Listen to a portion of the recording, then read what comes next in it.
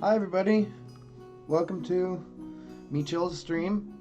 Once again, we are back at Daggerford, building the world, one stepping stone at a time.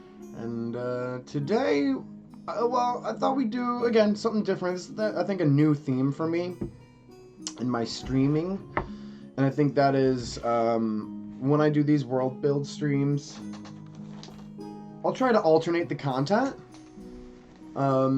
So, you know, like most of my streams normally consist of just have consisted of just like a lot of character building. I had a rather large list of people I had to work through, and I've kind of done all that bulk work if you've been keeping up with the channel. And now it's kind of a little bit more free range, I guess. So with that being said, again, we're going to do this new thing. We're going to switch up the content. So today, we are going to focus on some research, some map creation, if you will. I need to do some digging around the internet to find a useful map of the Sword Coast, one that has decent resolution so that I can at least manipulate it and play with it and do what I want with it. So we'll see what's out there for freezies. On this map that we will be using probably for the, for the grander purpose of everything, I'm hoping to find something that I can easily transition into like a monster map, if you will. And what I mean by that is so far I've been able to collect and gather some information on what types of creatures are around in our immediate area, if you will.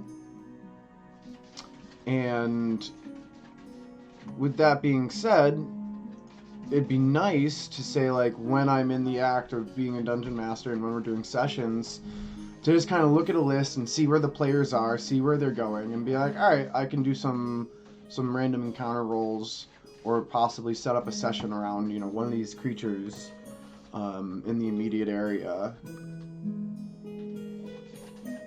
Just a small, like, short and simple list. Nothing crazy. DNDwizards.com. Oh, well, if we take it from there, doesn't get any better than that, ladies and gentlemen. Collective Commons. Thanks. Thank you, Collective Commons. Let's see, get a high-res.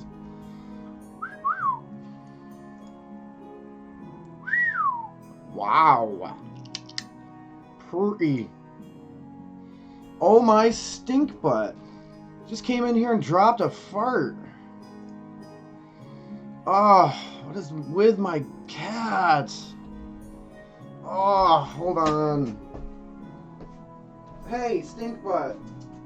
Oh no! What'd you do? Here, let's distract you. We got a little bit of an emergency here.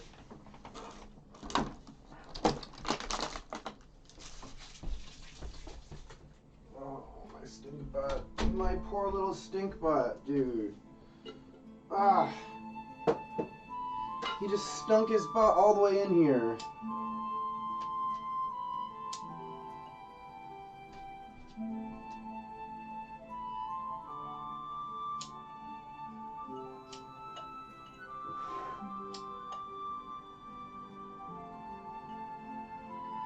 I can't light this candle, it's too deep.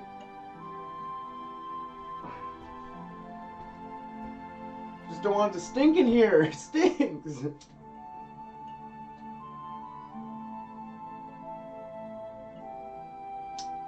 Why isn't that just lighting for me?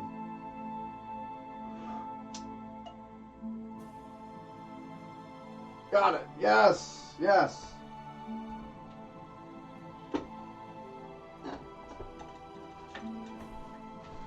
Okay, alright. Emergency temporarily diverted?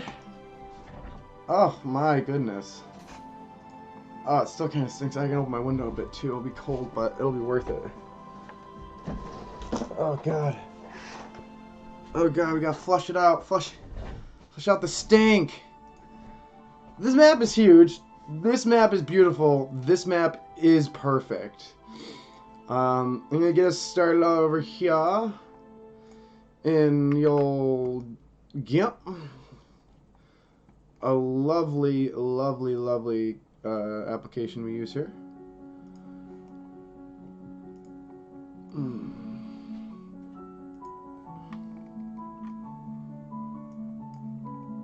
Colossal. Okay, here we go. Ready, everybody? No, I'm sorry. You need like a little timeout to like dry off your butt or something. I don't want you jumping up on my keys. With your poop, dude. So, this map is colossal. We could... No, I don't want to make it any smaller. I guess I'm going to make 2. Because I don't need this for everything, but I like this because it's a very good chunk. File, save as.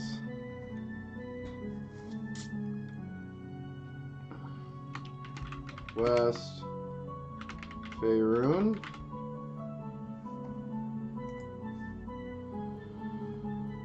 And let's take a clip of the Sword Coast.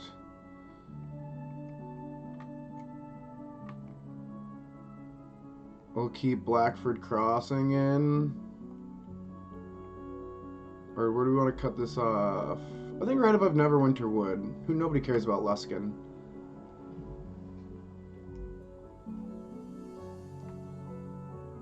Ooh, we could get the Evermoors in here.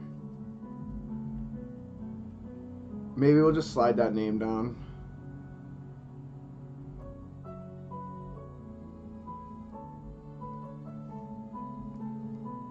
I gotta see how far in I want to go. Definitely want the High Moors included.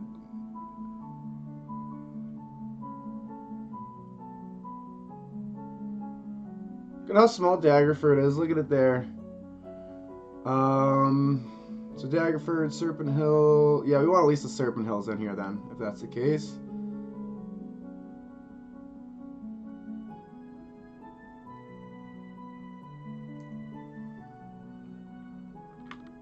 Control C. Control V, new layer. Go back to our old layer. Or actually, let's hide. Okay. So I just want these names that get clipped. I want to recover them. Is all. Hey, Scrinoble.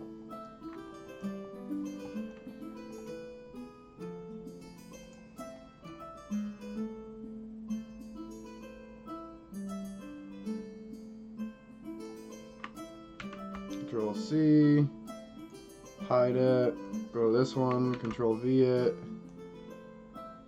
Bring it back to life. Anchor it.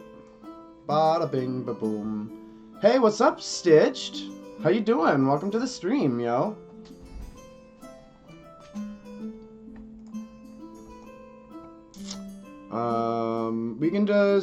We're just gonna get rid of Schoonerber.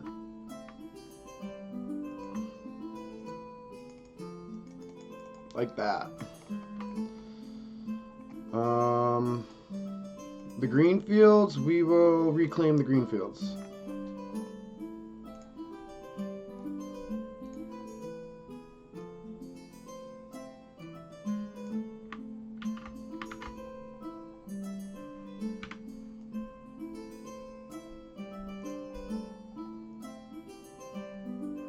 I did that wrong. I'm gonna have to make a new layer, bring it above. Hide this. Put that there, and merge down. Merge down. There we go. Good, good. I'm doing pretty good. I was playing Baldur's Gate this morning and just figured, hey, I'll just do an early stream because I was feeling funky. But then of course I kind of crashed around 11, so I was like, I need a little nappy, so I took a little rest. before the stream. But other than that, yeah, feeling pretty good. A little nap does you right, you know it? I'm definitely team nap. So we're going to do two things with this. Watch what we do here. We're just going to stack the names. Trialta. Control C, Control V it onto. Remember, do it onto that tab so we don't have to move it or do more merging. Then we anchor it and we go back. We take hills.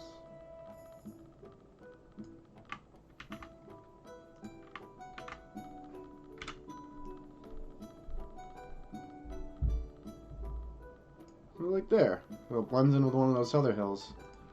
Bada bing!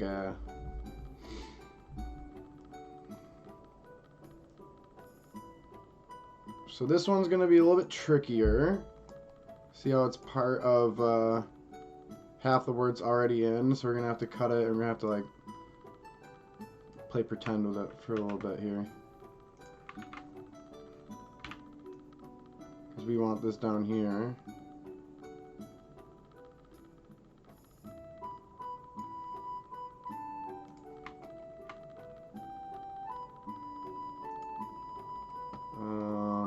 We'll have to make a new layer just because we're editing.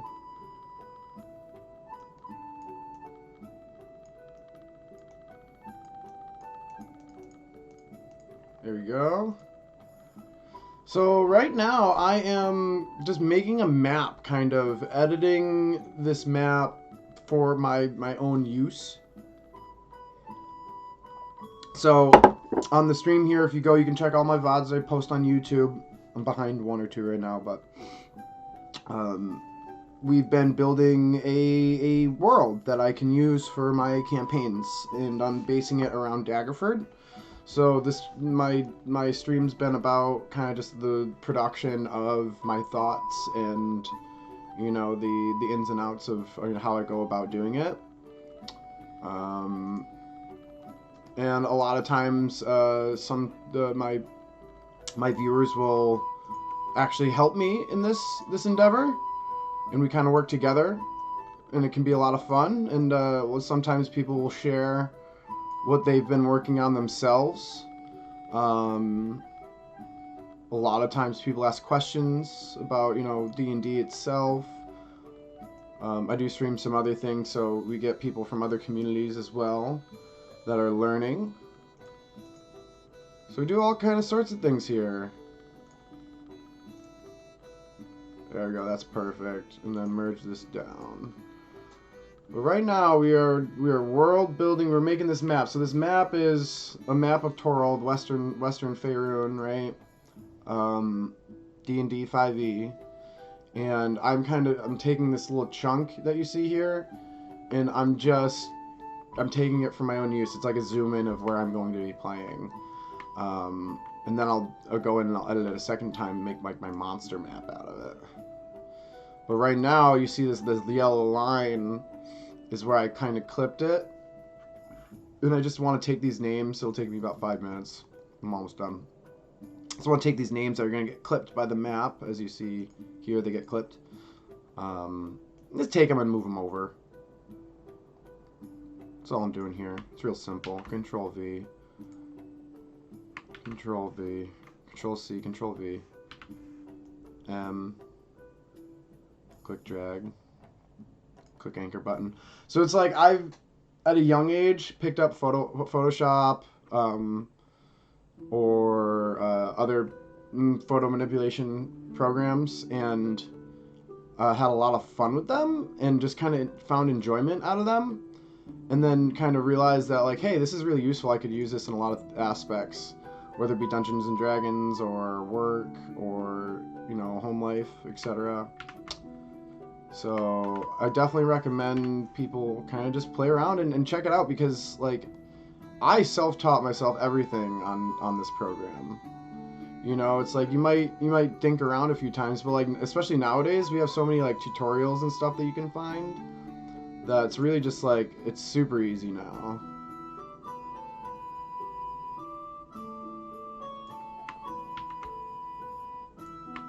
Move this one over. We're getting close. We're almost done here.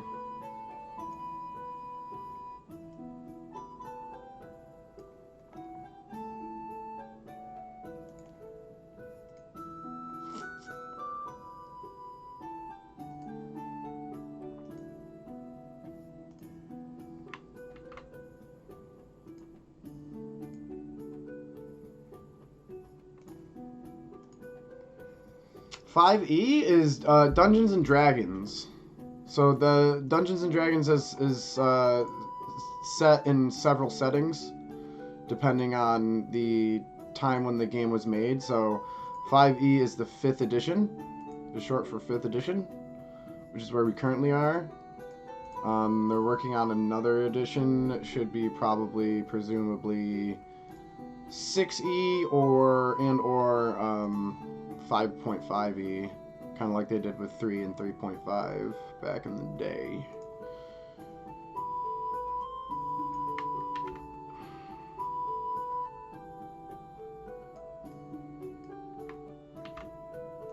Redo that last one.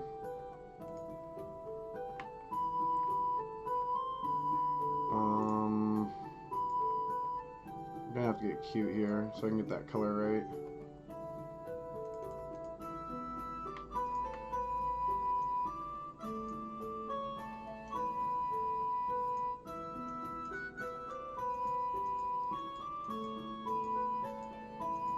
So you see right now I'm using, this is a clone brush.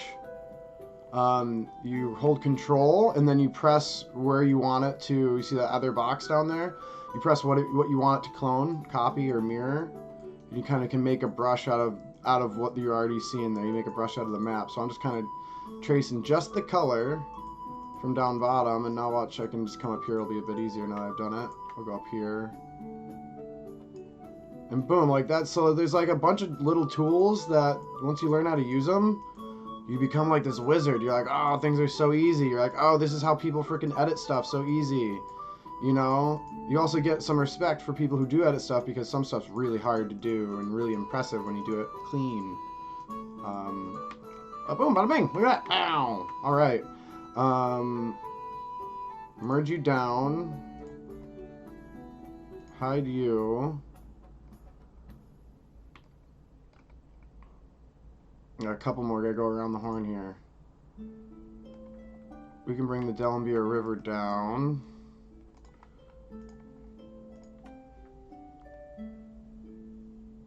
Oh, cool. Well, we're definitely here to help people get into the game. So if you have any questions about the game, then, you know, fire away. I'd even go as far as, like, maybe assist you in making a character or something, you know?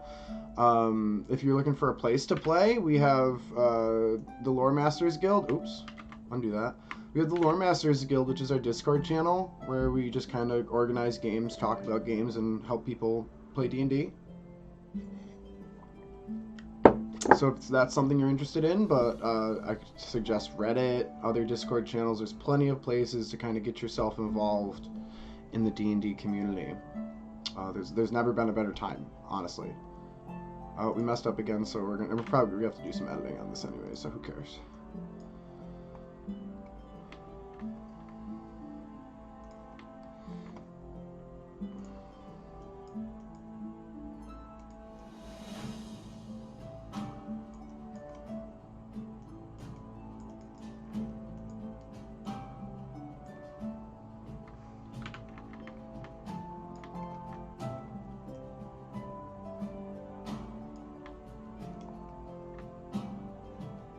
Yeah, we'll make this work. We'll make this work.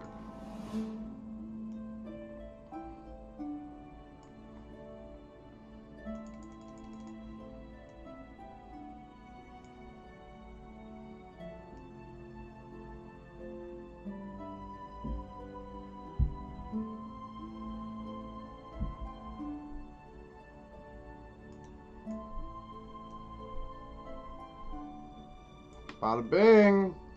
Look good, don't it?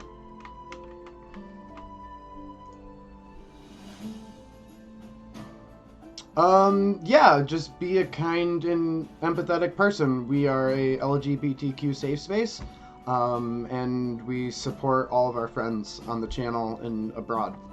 So that's the only requirement. Just be cool.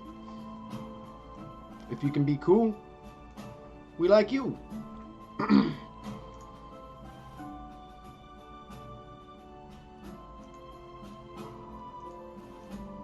Helgath date. Alright, we'll move that whole piece over.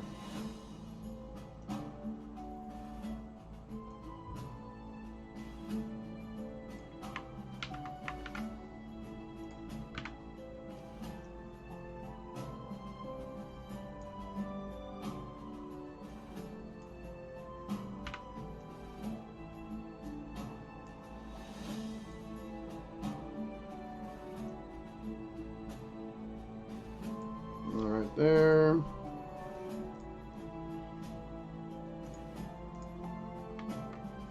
Copy this dot.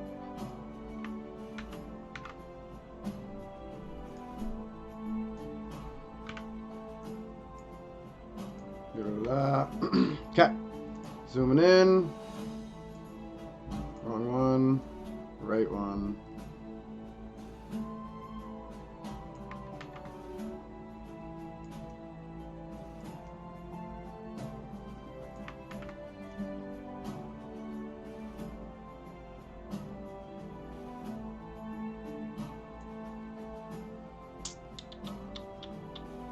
Clone brush.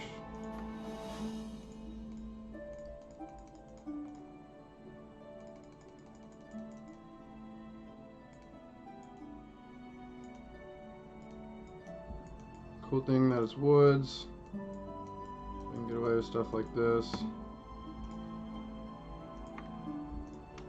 There we are. Sag, clone brush again.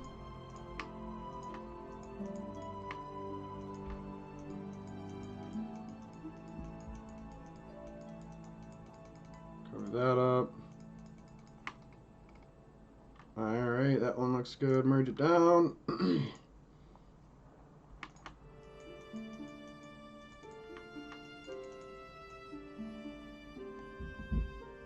we go. This one is just on the edge, please. As such.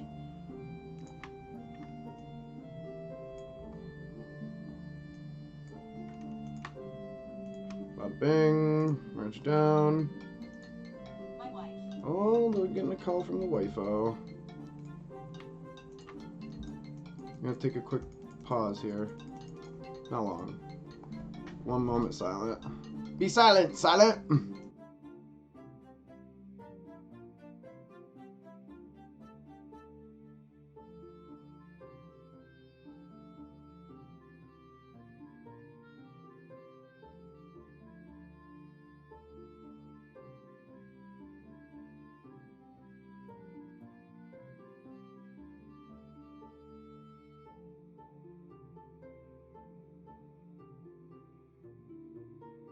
See? Not long ago. She just wanted to call, say hi. Oh, yeah. Your silence is much appreciated, silence. So we're almost done here. Just gotta go around the horn here. Going around the horn. Stone stand.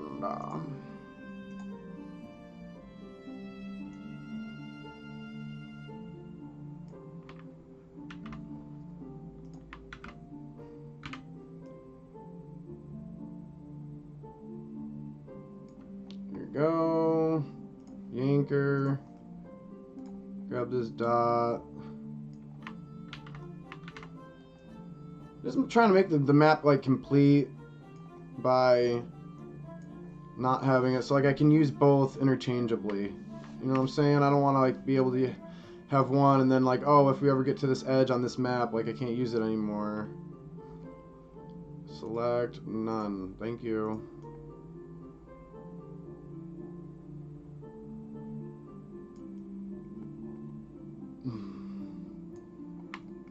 And honestly, like, specifically the Sword Coast just comes up a lot, so it's like it'll be It'll be a thing. I'm not worried about it.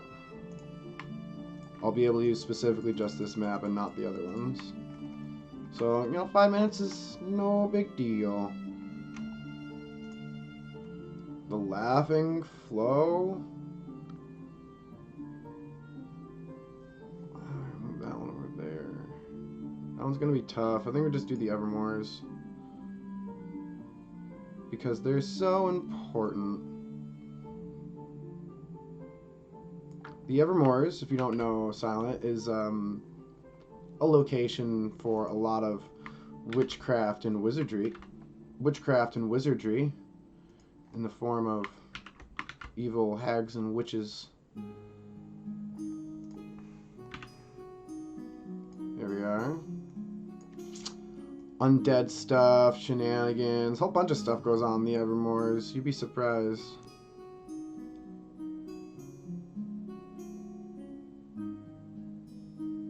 There we are.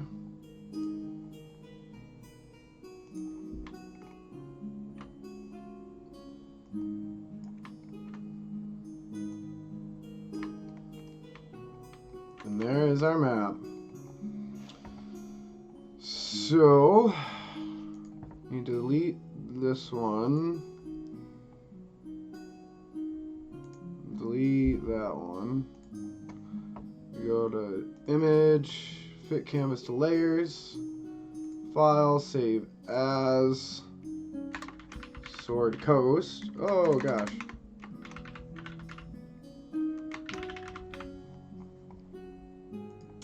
Bada bang. Not necessarily an evil hideout, just like, it's a very large place. So, the Evermores is like a bog or a swamp.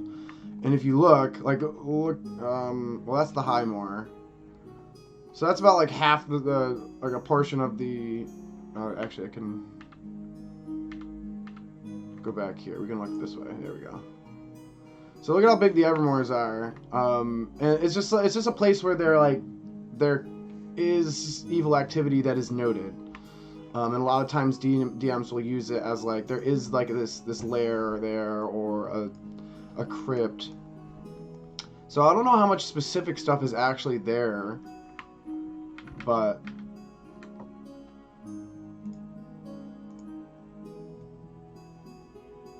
open Sword Coast. There we go. All right, cool.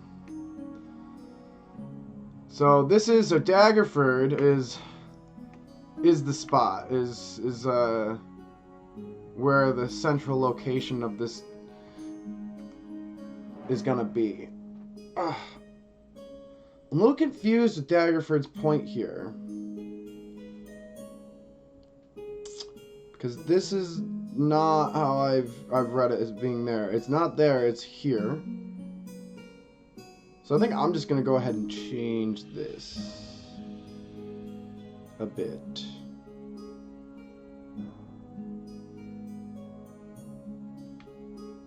Gonna change this a little bit because it's definitely not how I've been reading this. And I'd be curious to see what the actual answer is, you know it, but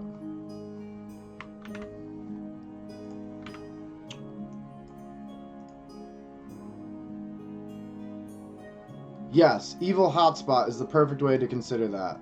And also, thank you for the follow, Silent.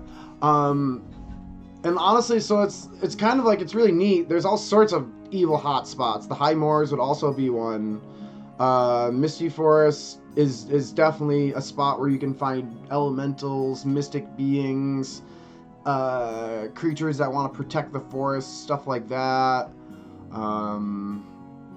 Succumber, actually, I was just reading about this. This is a small city that is currently being kind of bullied by a band of hobgoblins, and they like pay a tithe to these hobgoblins.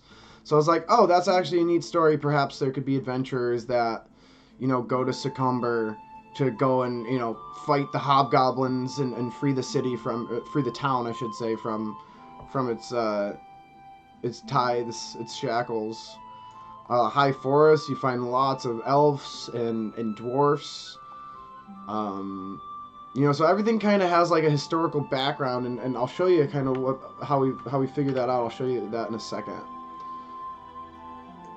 I'm just gonna move Daggerford here.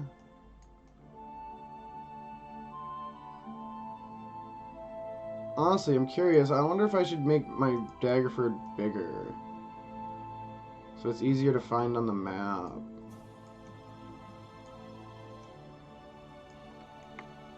Not yet. It's a small city. We'll let it be denoted as one. I just have high aspirations for it, you know? I'm like, I want my players to make Daggerford as big as Baldur's Gate. Let's see it. Let's see what happens when they decide to make Daggerford into a metropolis. And I'm here for it. I'm ready for it, baby.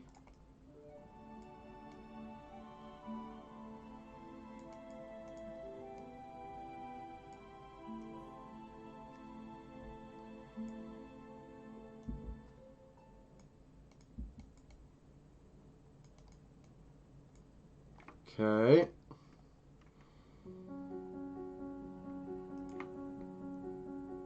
Almost there.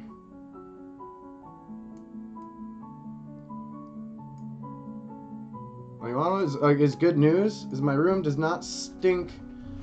My room does not stink of cat poo poo. I can shut my window and be warm. Daggerford Metropolis. Yes, that is the goal. I would love to see it, but like also I would love to see like the flip side of that too, where my players are like, we don't want Daggerford to succeed, we want to succeed, so let's like use Daggerford to our own end, our own devices, right?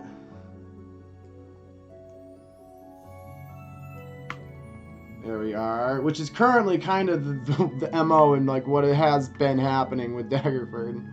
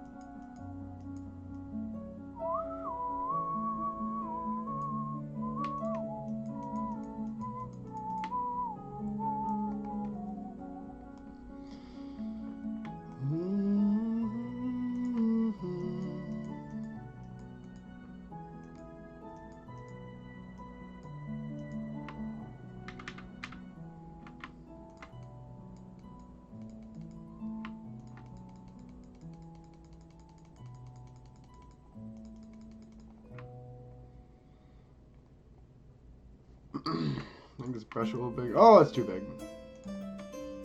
There we go.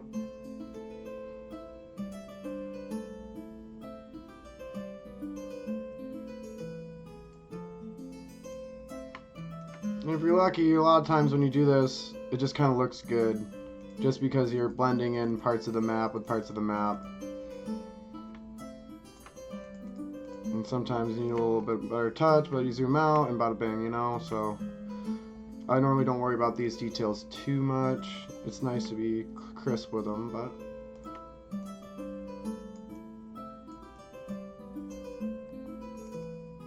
There we go.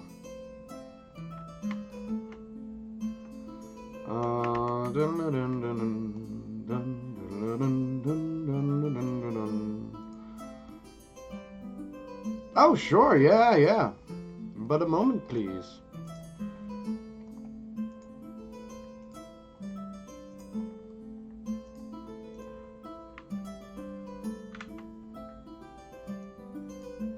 Actually, can I send you a message personally?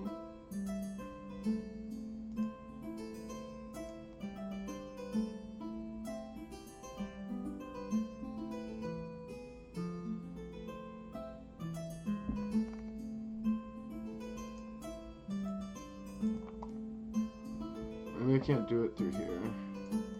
One moment, one moment.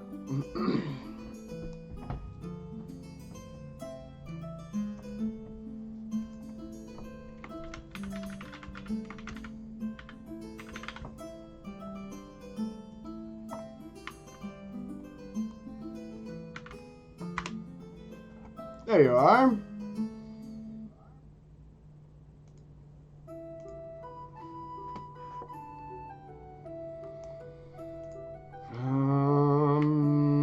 Click here. Do.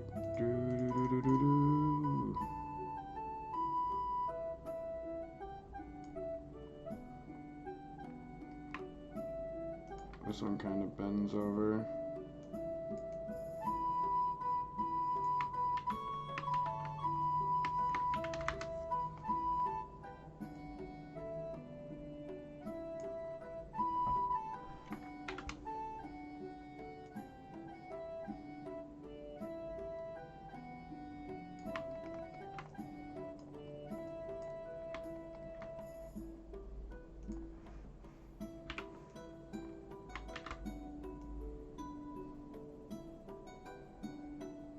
Almost there.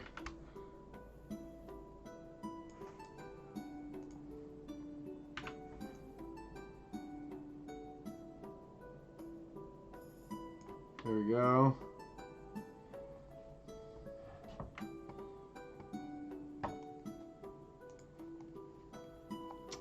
Let's see, let's go to this.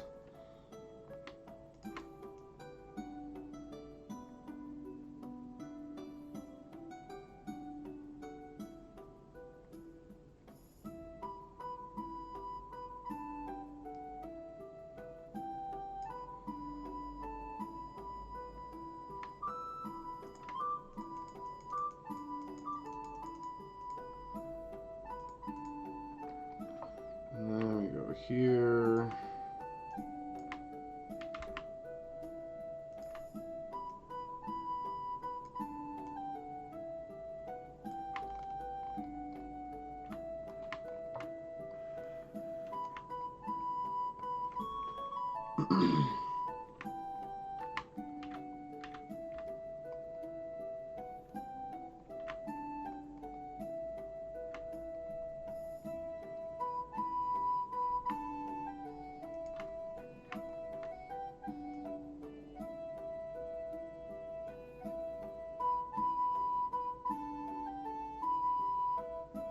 Let's see what that looks like. Ooh, that looks really good. Nice, we're gonna go with that. And Daggerford's moved. Bada bing, alright.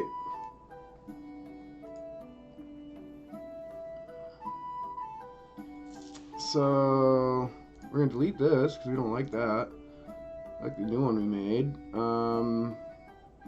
This is my map.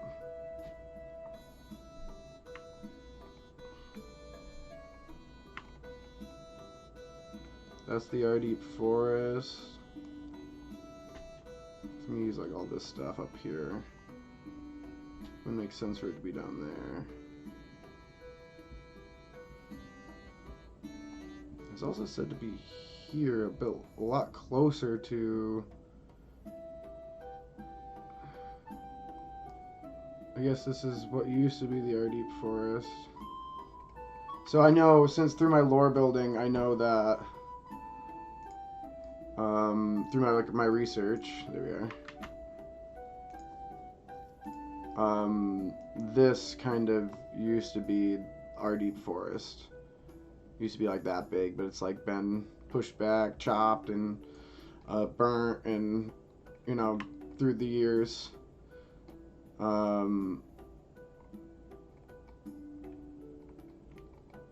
Trollbark Forest used to kind of stretch out to here ish, but as you know, as they get further into Trollbark Forest, the trolls bark back, quite literally. There's trolls there.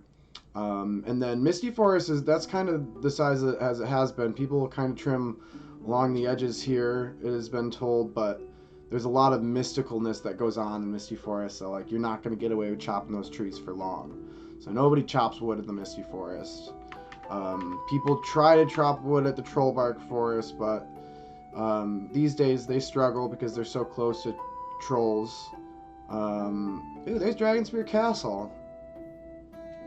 That.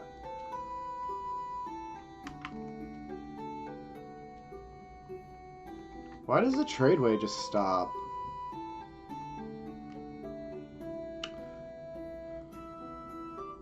Why does that just stop there like that? I don't like how that just stops there like that. I gotta do some research. Maybe it stops for a reason. Maybe that's not like...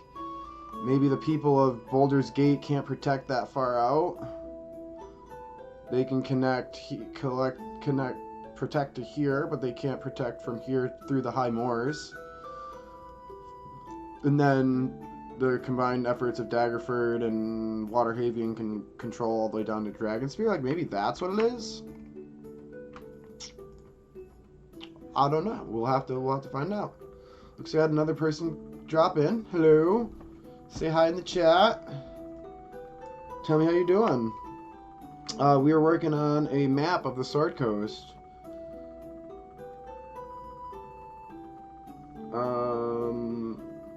File. Save. And we're gonna need a third map zoomed in once more on Daggerford.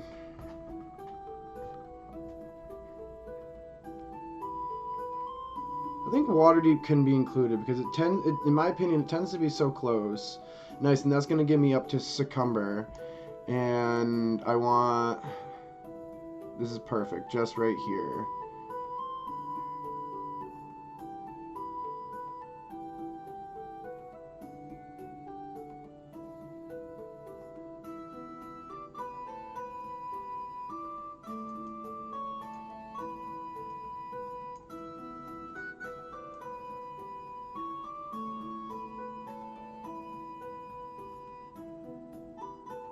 Trying to make it as much as a square as I can.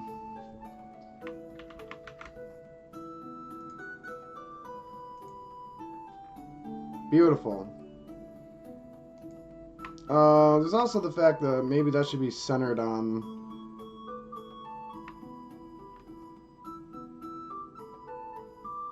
Daggerford, hey? Let's try the same line...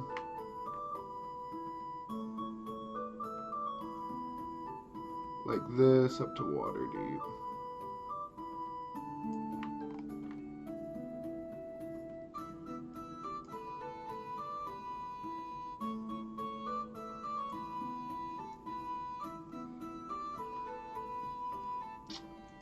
Select none.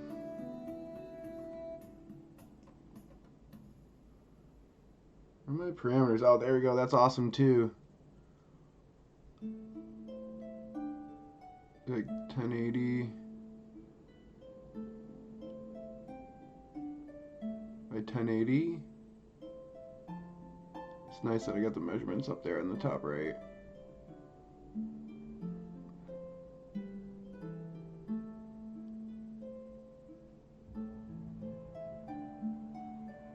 No! There we are. The little dot on Daggerford.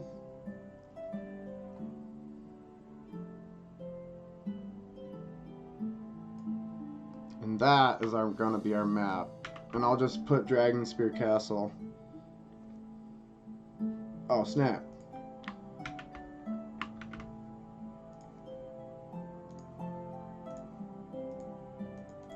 Beautiful. Yeah, like it looks so much better when it's just centered on Daggerford.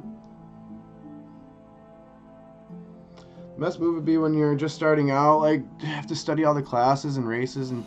no, not at all. I would say the best thing you can do is just reach out and start playing. I would say like 8 out of 10 posts on Reddit are, hey, this is a beginner-friendly game. I would say there's more dungeon masters who are learning the game than dungeon masters who won't play with people who are new.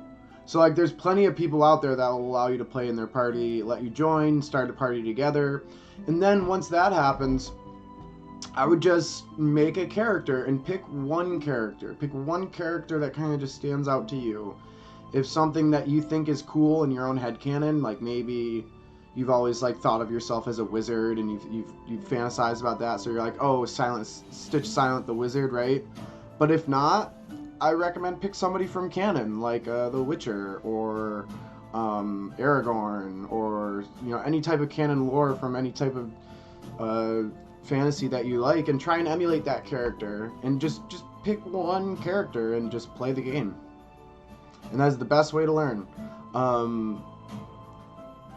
Now, when it comes to specific rules for your character, it's very easy nowadays if you use D&D Beyond. Let's do a shout out to D&D Beyond. So if you use D&D Beyond, a lot of the rulings and what you need to do or what you can do with stuff is just there. So let me switch over my capture for you. So this is one of my characters, level 20, so like dagger. This is all the stats that a dagger would have in the book, 20 feet when you want to throw it, 60 feet, you can reach 5 feet with it. It has these properties, it does this damage, etc. D&D Beyond's great because it'll automatically put stats in for you. So you can do just click and roll. Click and roll. Your spells, you can click on the spell and it gives you the whole description of the spell. I would very much recommend, if you're going to play anything that's a caster, read the spells. I would recommend playing maybe something more simple and martial, maybe a ranger, a fighter, a barbarian, a monk. They tend to be very easy in concept as they just punch stuff most of the time, or at least for the first half of the game, level like 1 to 10. D&D Beyond it'll help you build your character, so stuff like features and traits. There's a lot here because I'm level 20, remember, but it kind of gives you a prompt. So here we'll go to builder. So you'd start here. You'd and all the basic manual and stuff are available, so you don't have to pay any money to use D&D Beyond. If you have friends that want to share content with you, awesome. Most DMs normally do if they allow you into one of their games. But it kind of gives you a little prompt for all the things that you need. These are all what I get from my racial score for being a Githyanki. You pick your class, and then you go through and you can pick your proficiencies that you want. So all the little drop downs. So it kind of just helps you build your thing. And then, if you don't understand what something is here, like an archetype, just Google, my dude. There's so much Google stuff. So like I use like RPG Bot. There's fandom. There's D&D Wiki. There's like a whole bunch of different places where you can find examples on, or just the rulings on what. So it's like, we'll say, for example, martial archetype. All fighters get a martial archetype. It kind of like defines who they are. Rune Knight. I want to know what Rune Knight is. Rune Knight 5e. Google. D&D Wiki. This has all the rulings for the Rune Knight. Now, mind you, you can get all of the content via Wiki. So if you want to play a Blood Hunter or any of the new release content like an Artificer, that's all here. If you want to have that automatically loaded into your D&D Beyond and all the dice and all the mechanics to merge perfectly for you, you're going to have to pay some money to D&D Beyond for the content. Which if you have the money, great, awesome. If you don't, Well, you can just do a good old classic paper D&D sheet. How do we find one of those? D&D character sheet.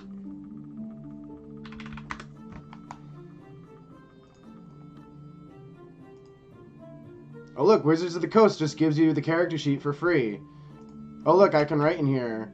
Right? So like you can just do that. Like the D&D is meant to be played on paper and pencil, right? In graph paper, to be specific. But you know, the world is your oyster. Like if you want to be some cool fancy class that you don't have unlocked yet, go do it. All right? It's D&D, baby. Proxy that. If you ever played Magic the Gathering, proxy that. Proxy that card. Okay, so we zoomed in here. So this is gonna be, well, let's restore it. Let's restore it first. Dragonspear Castle needs to be denoted.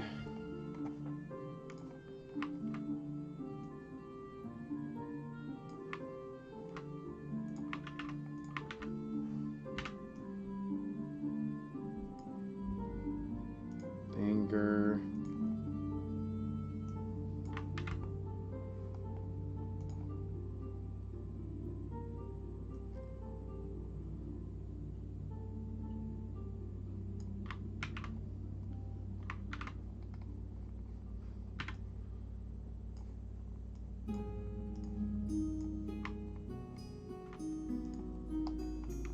Yeah, of course. It's really just like, it's crazy. There's never been a better time to like play D&D. There's so much content at our fingers. There's so much it's such an ease of access as well.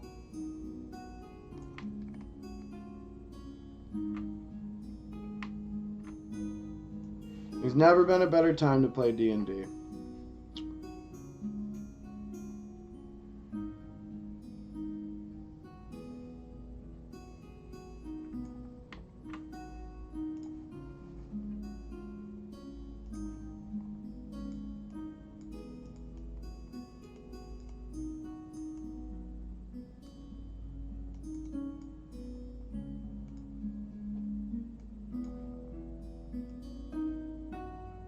I mean, in the meantime, if you want to, it's good practice to maybe just make a character and then learn and read through the rules.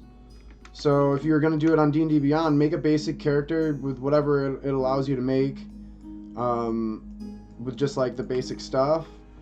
And then I would go through the basic stuff. So you can go to your actions page.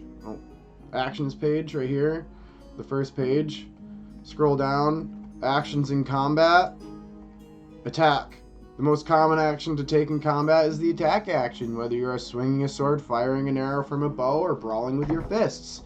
With this action, you make one melee or ranged attack. See the making an attack section for the rules that govern this. Certain features such as the attack feature, extra attack feature of the fighter allow you to make more than one attack with this action. Cast a spell, dash, disengage, dodge. You can read all the rules. They're all right there. You can come down here and you can click on 2-weapon fighting for see what that means. So it's all kind of just like, it's all right there. So I would just recommend just picking through it, reading up on stuff, and familiarizing yourself with a character. Start small.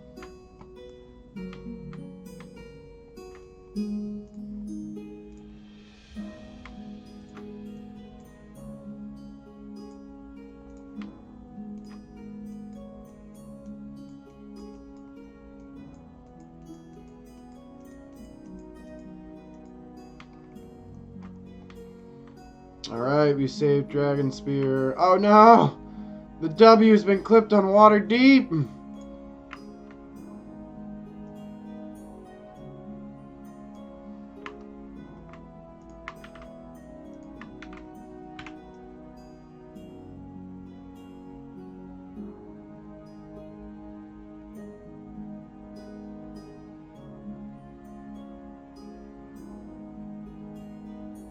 Put it like there.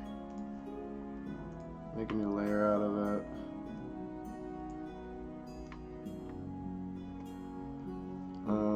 here, go here, bigger brush.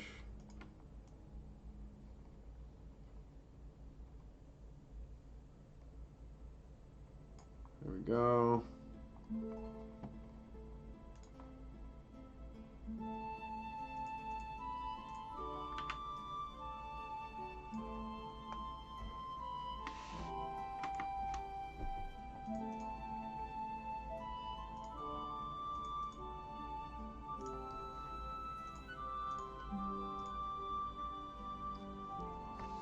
All right. Delete this one. Save as. Daggerford.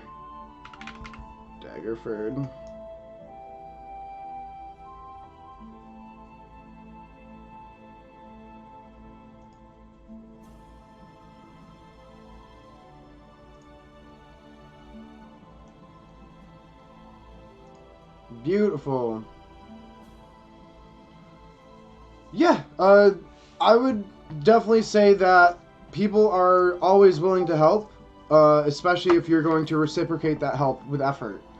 So someone's not going to literally spoon feed you every portion of the game, but they will definitely help you learn and teach you the rules. And the basic rules to play are very easy to teach somebody as you kind of drag them along a game. And then you can learn more about the specifics of the rules and more in-depth stuff and like semantic type stuff. If you want to get like super crunchy with your numbers and stuff. So there's a very deep game that you can get into, but like the basic game to just get into it, it's very simple to take somebody's hand and bring them along. It's D&D is technically a game for children. Technically.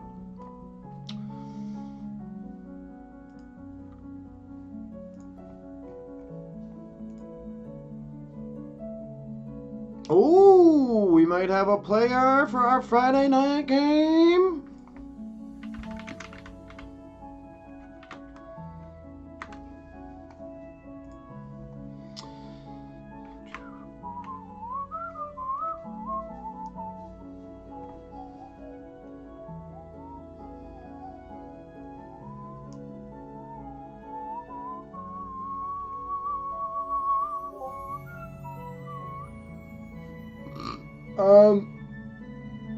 So I think this is where I need to take a break from Mapville because I need to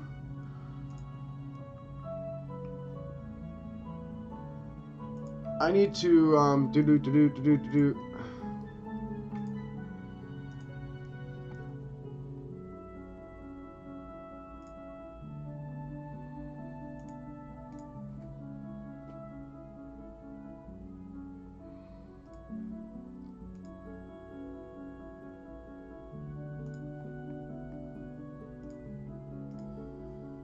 There you go. So I got Western Faerun, Sword Coast, Daggerford. 3 maps. Oh, image. Fit canvas to layers. There we go. Resave this. Beautiful. So yeah, so I need to do a little bit more research and figure out some things like the Blackhelm Tower, the Delambarian Ruins. Where's my pen? My damn cat has stolen it from me yet again. This cat is literally my scourge of my existence. Oh!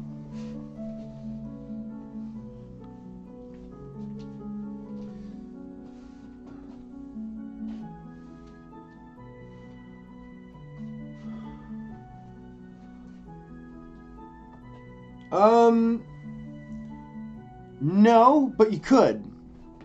So, I say no because depending on the game you get in, things might be different, right? Your DM might give you a prompt and say, hey, I need level... Oh, there's my pen. Your DM might give you a prompt and say, hey, I need level 1 characters that grew up in the Sword Coast. So you need some type of character that would exist in a backstory that's a level 1 in the Sword Coast. They might say, hey, I need level 3 characters from Waterdeep that have experience in working for the militia. You know, so like the DM's going to give you some type of story prompt that they need for their character, and then again, they also might not. They might just give you free reign and say, I don't care, give me whatever. So I say it's like a yes and no, maybe type deal. You know, it's not... It wouldn't be a bad thing to make a character to think about and to theorize and to just click around on D&D Beyond and learn. So I would recommend at least do that. And just feel your way through it. So if you ever play Baldur's Gate or any other type of RPG like Skyrim, it's just kind of like a character creation. It's fun. You know, you can fantasize about who they are and what they want to do and how they see the world, right? And then just keep that headcanon rolling, and then that's what's going to fuel and spark what you want to do as a player in the game. So the sooner you can start building that headcanon, kind of the better.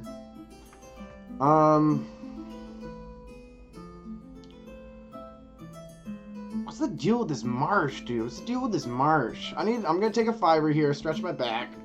Oh, I gotta go to the bathroom. And we will return with some... I'll show you where I get a lot of my lore base. It's pretty fun, actually. You can get in some deep rabbit holes, lore rabbit holes. Alright, be right back, Stitch.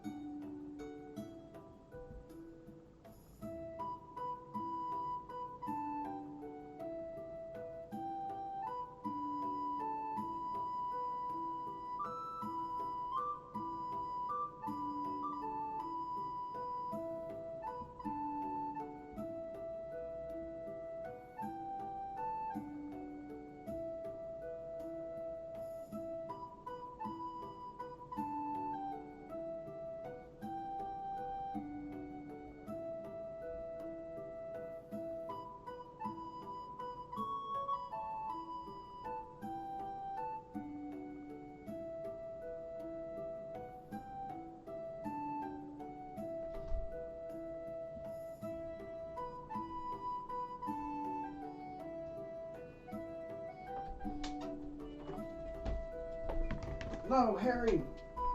Not the poop butt! No! Protect everything! The cat's in!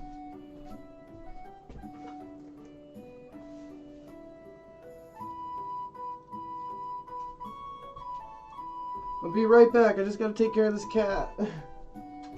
Come on, cats! To the bell! Everybody!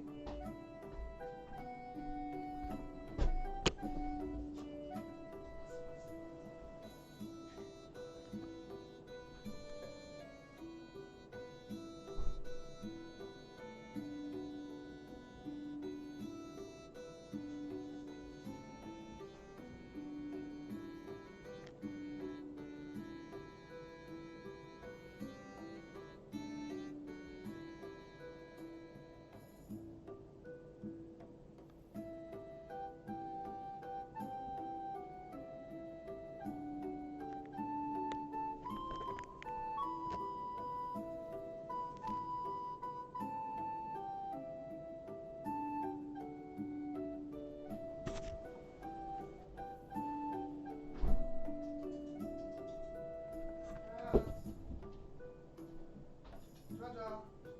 Come on.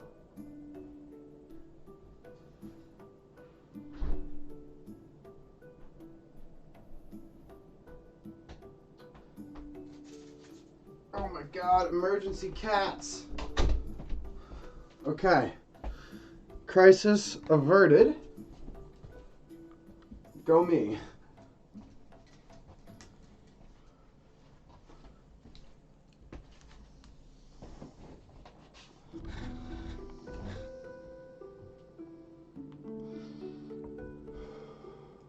Okay, so, I mean, do you want to, make a character together? We could talk about it.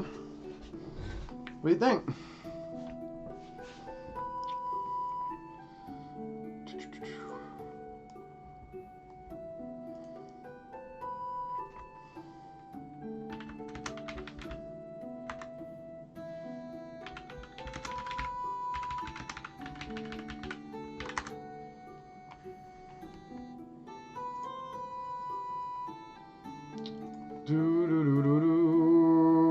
Okay. So let's do, we're just gonna go straight to Daggerford and see what we find as such.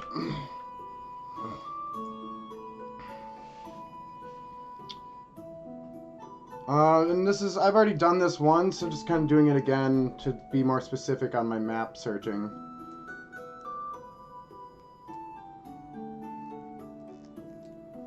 Let's see if Zelbras is on my map. It is not, and it's not, we don't go far enough. So this river could use a name. Greyflow River.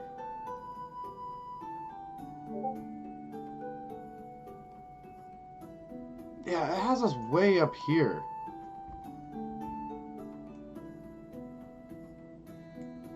Let me look at this map again.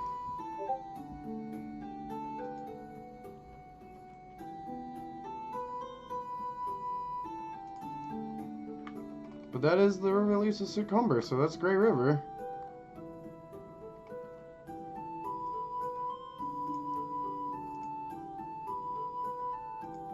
Okay, fair enough, fair enough, fair enough. Okay,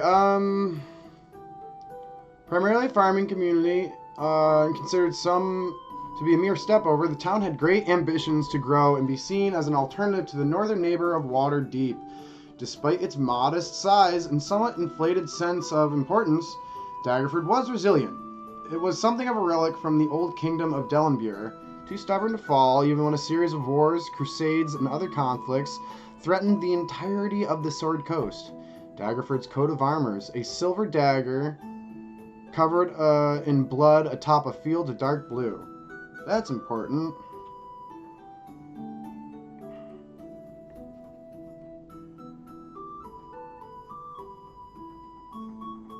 I'm just drawing a little dagger on my thing here. Silver dagger covered in blood atop a field of dark blue.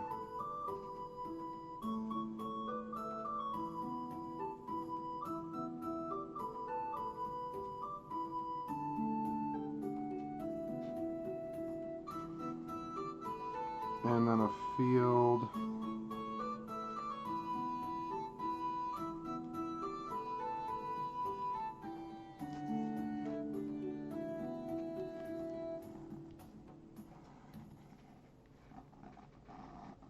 Something like that. Blue.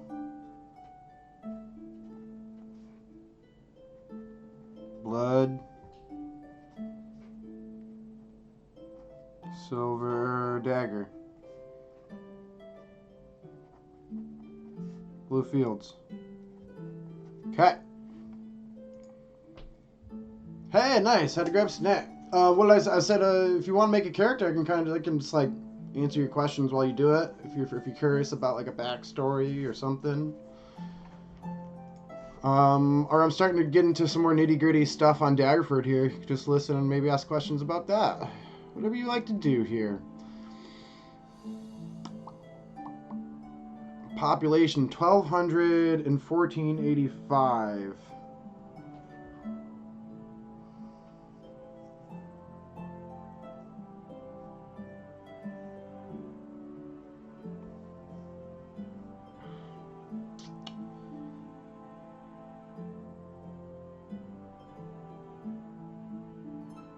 Well, actually, let's do some math here. Let's do some quick math. So I like doing cute stuff like this. So from 500 in 1370, there's 500 people. In 1372, there's 900 people. In 2 years.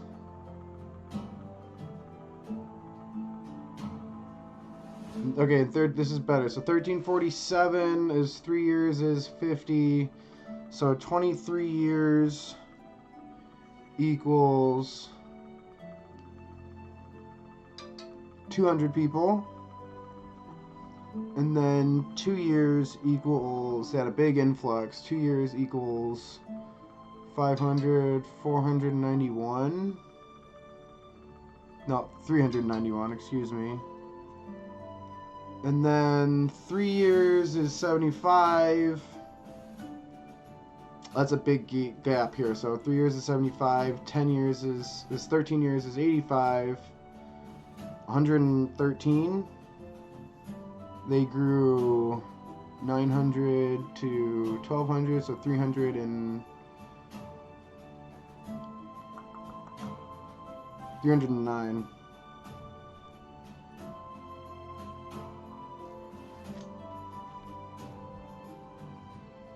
You like the rogue a lot? Okay, great. Yeah, the rogue is another class of like a simple martial.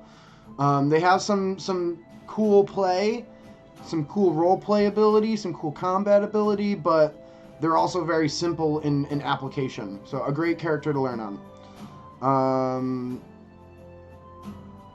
Let's see, 25 years, 138 years, divided by 699, 899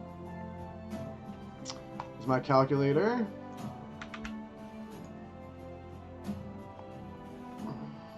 $138 years divided by 899 people equals about 899 people divided by 123 years equals about 7 people a year.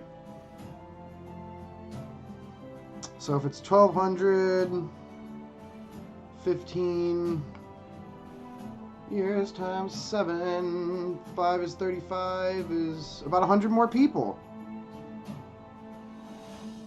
1,300.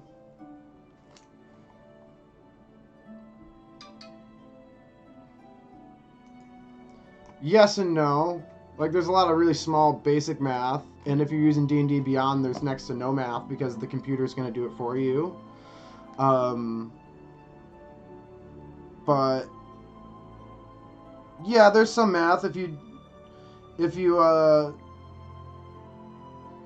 to do it by hand and you're not using D&D Beyond, then you're going to have to count some stuff inevitably. If you're rolling multiple dice, if you get higher level and you roll like 20d6 on a spell, like that's a lot of little simple math you got to add up. So that's about it. It's like there's no like trigonometry or anything though. And I mean, nobody would bat an eye at somebody just having a little calculator next to them if that's something that you struggle with, right?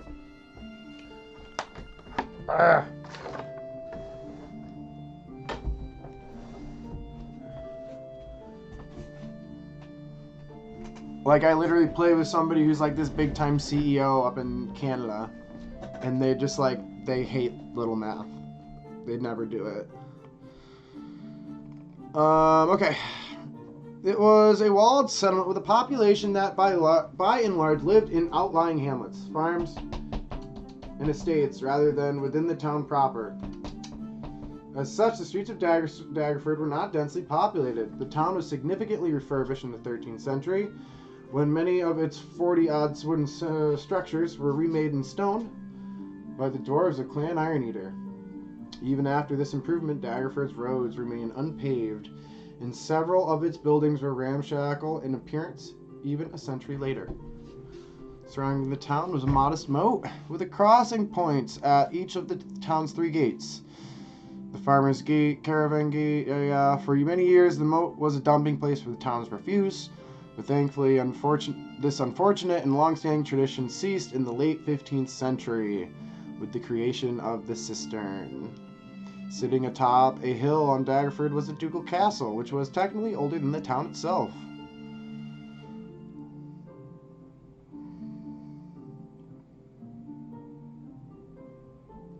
Throughout its storied history, Daggerford's duke claimed the lands from as far away as the Flotian Estates.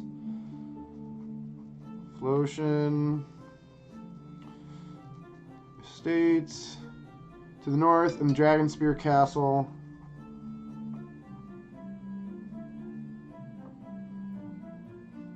to the south. In truth, the duchy comprised the town proper and the surrounding farmsteads, which numbered around a score. About 10. Jezebel, come on. Can you just, like, lay down, dude? These cats are so rude. Dude, like, they're so rude. It's ridiculous. Like, just have a little cat bed for you here. I got my sweatshirt over there.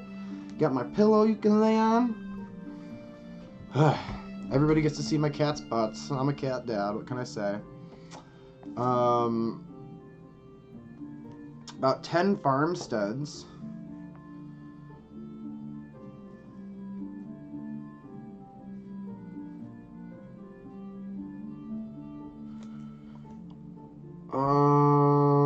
It's located on the Tradeway. Big settlement. There were a number of small but notable landmarks situated around Daggerford. The familiar Flotian Estate.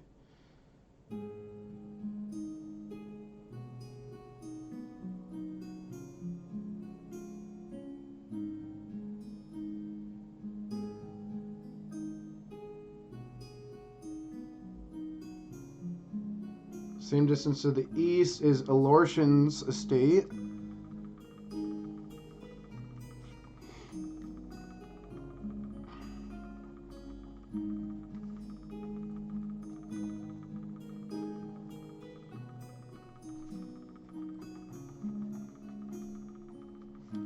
Alorshan's estate. Near Alorshan's home was a temple known as the Mosque of Tyr. Mosque of Tyr, which the younger elf maintained. On a small hill near the town was an entrance to the nearby Song Path.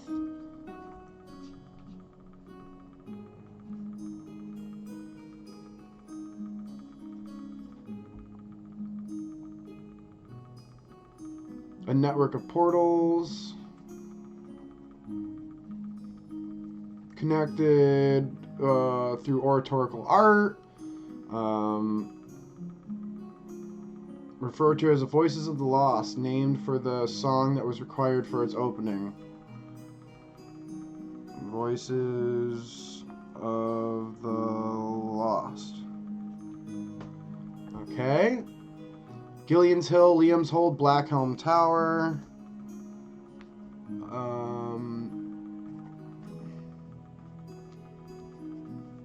Gillian's Hill, Liam's Hold. I also need to see where Crom's Hold is. And Black Tower, reach within a day, travel. Government, boo. Dukes, do, boo. Trade, boo. Guilds, boo.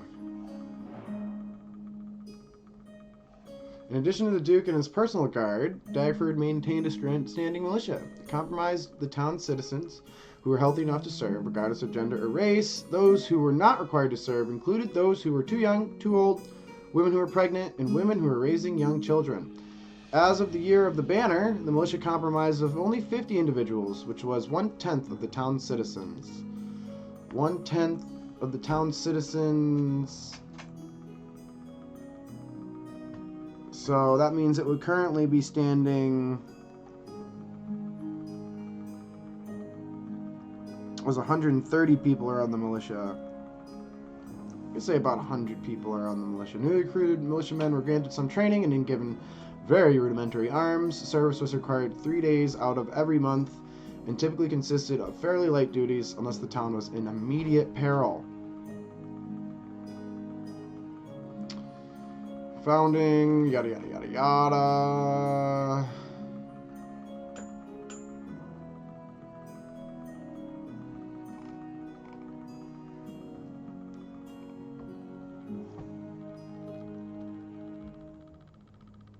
Crom's Hold. Where's Crom's Hold?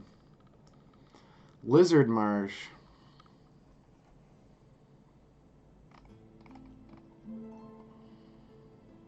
"15 miles from Daggerford."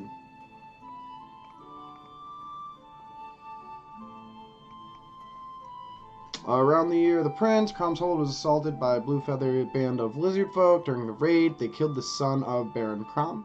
The Baron marched into the marsh, seeking revenge, but was slain.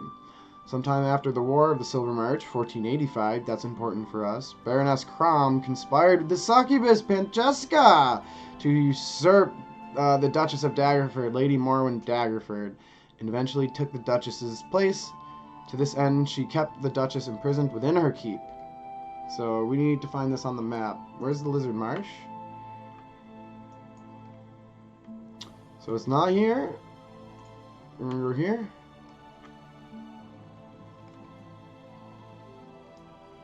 We're gonna go to the big one.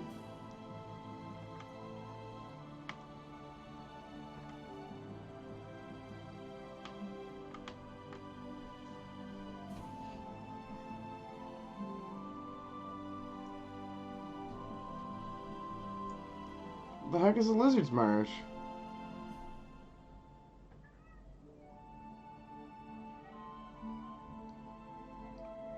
Oh, all right.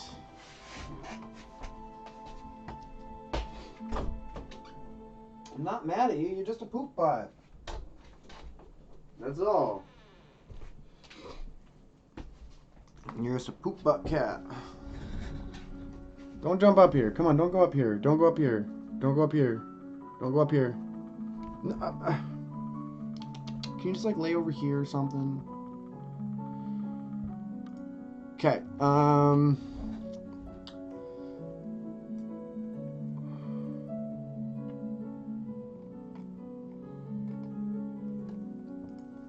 Lizard Marsh. Oh, that's right there? That's the Lizard Marsh? Oh, this map is awesome. I need this little map. There's a large bayou in the delta.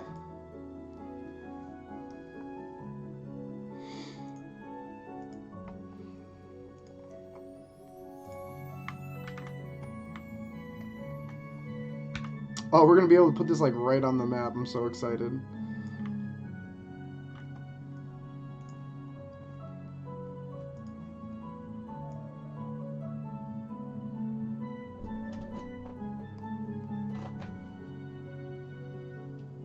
This should fit right on.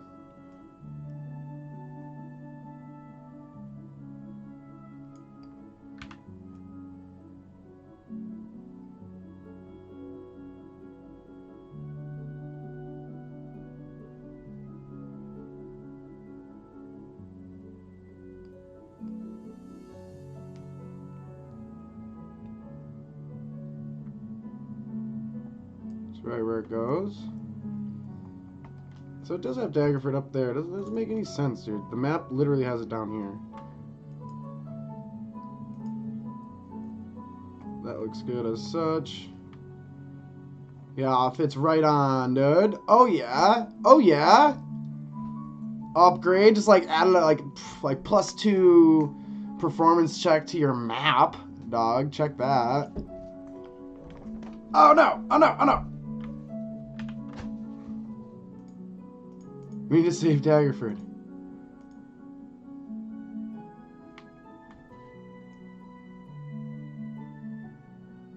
Perfect. I didn't realize that we were situated right on... We're situated right on the Lizard Marsh. That's impressive.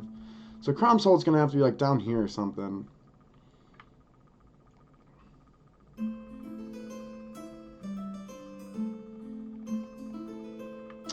Little R, little O, little M, and I got Hold, I need a capital C, and I can maybe piece it together. Yes! Capital C from castle. Watch this. We're getting crazy with it, Stitch. We're getting crazy with it.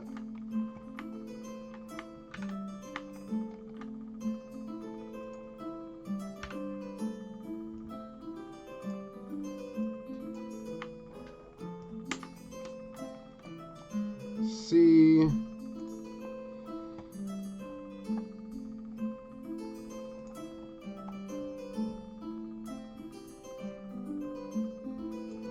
R.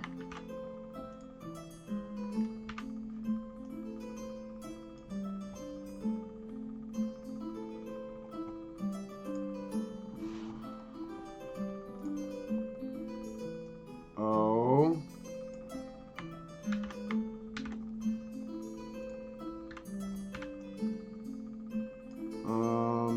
Let's check.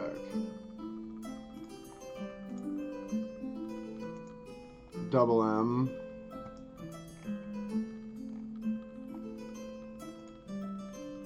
What's up, Quark? Right now, I am making some maps, and I'm trying to make them like as accurate as possible. So I'm adding in Crom's Hold here. I just added Gillian's Hall, Liam's Hold, Bow Shot. Crom has 2 M's in it.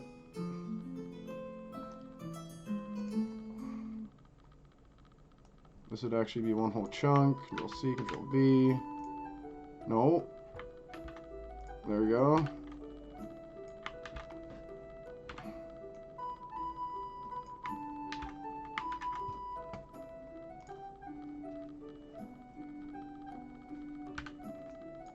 Z, Z, Z, Z, Z. There we go. Control C, V. Now I got it. And I need another M. Let's take it from this one.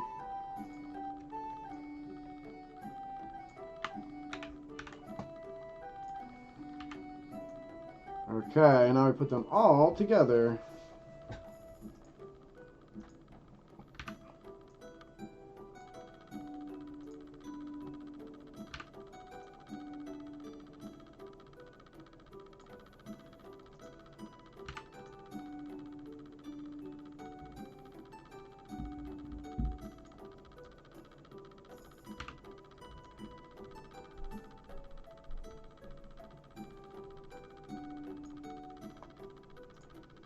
Move this one up.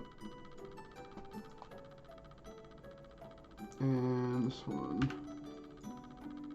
Next one.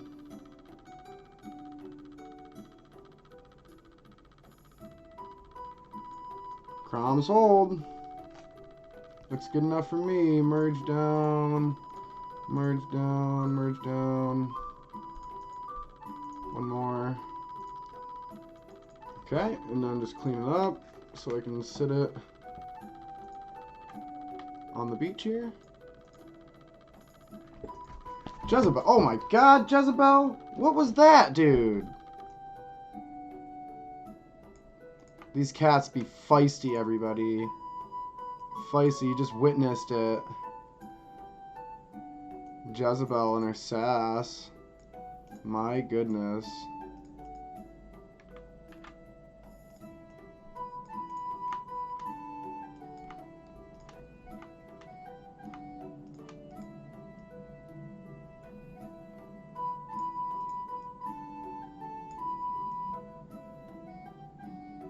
There we are, there we are. Clean it up a little bit.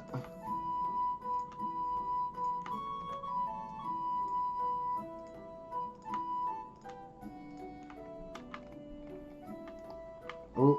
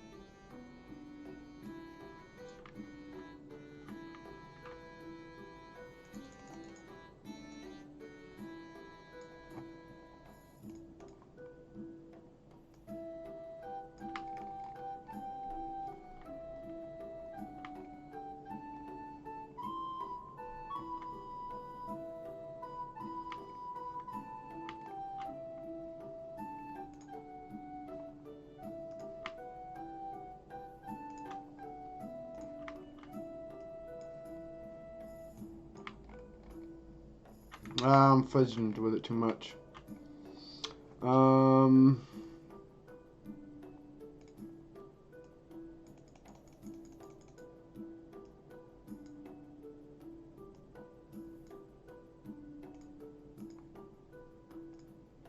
There we go. That looks good. Okay, let's move Crom's Hold down to like here. Where would Crom's Hold be? Let's read. Let's see what it's read. Let's see what it says.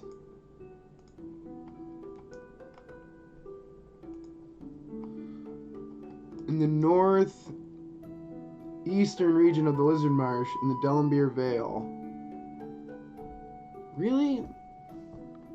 That's where it is?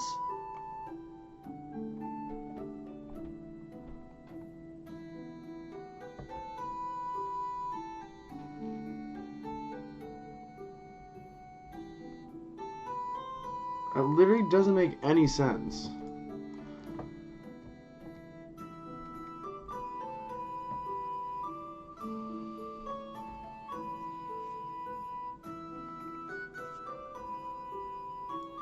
"15 miles from Daggerford."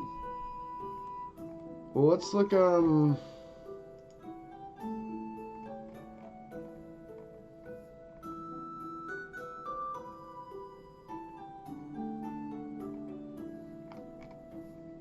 geography. Let's look at Gillian's Hill. Was located about a half day's ride south of Daggerford.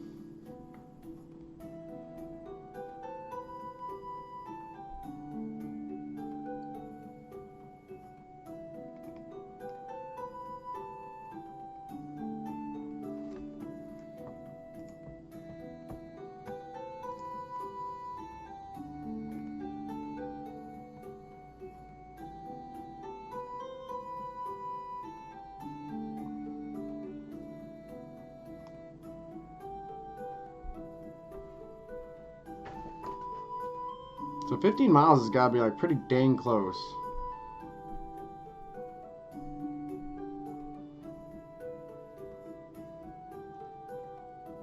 I don't like that. I don't like how close that is.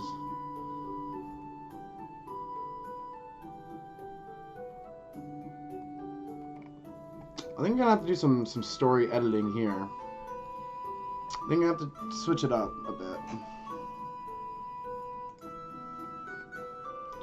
I think Crom's Hold is going to turn into like a lighthouse of sorts, I guess.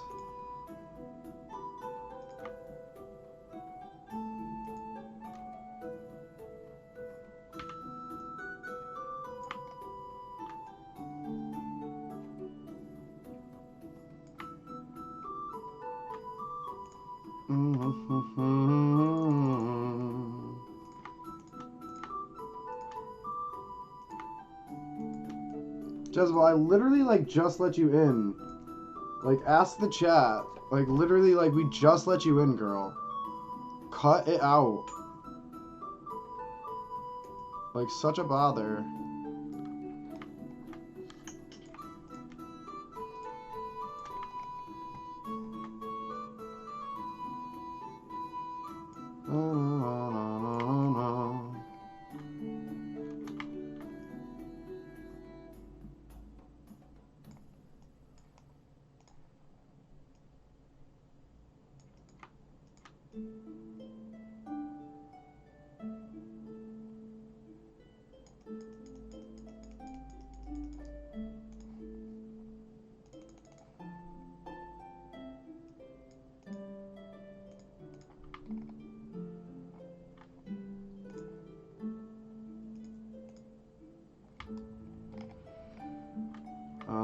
Get myself a dot.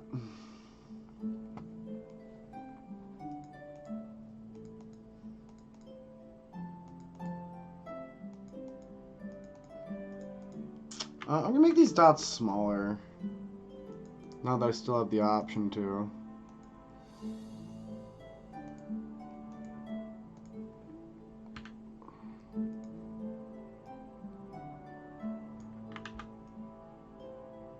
There we go. There we go, that looks better. There's smaller dots on this map. No, do I on the big one?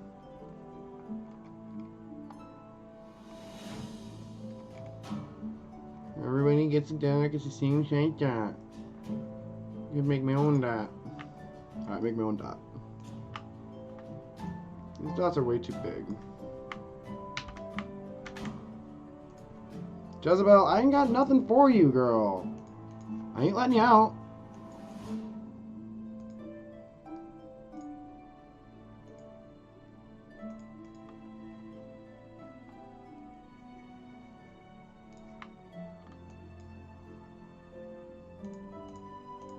Oh.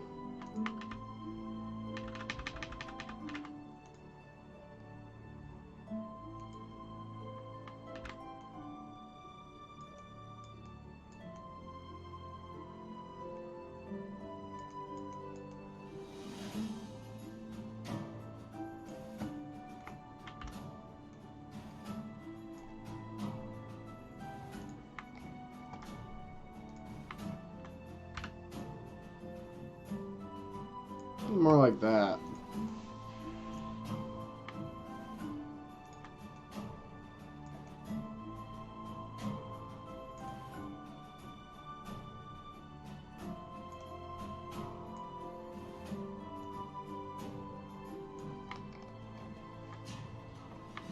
Much better.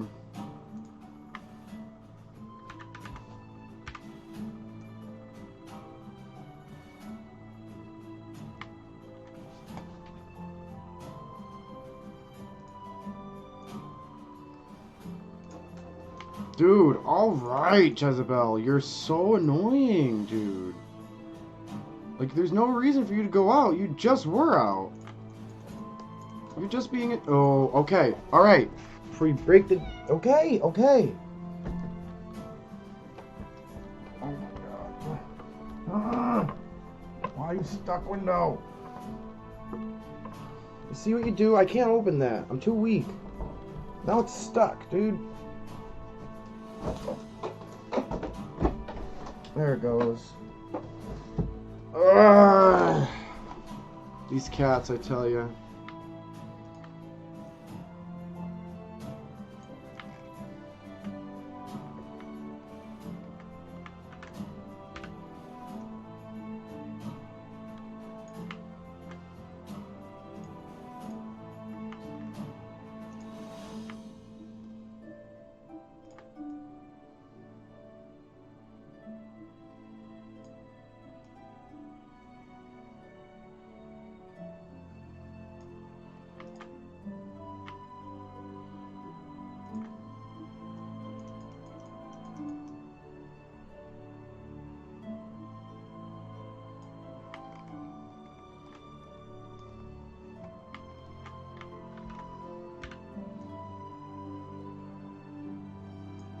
Perfect.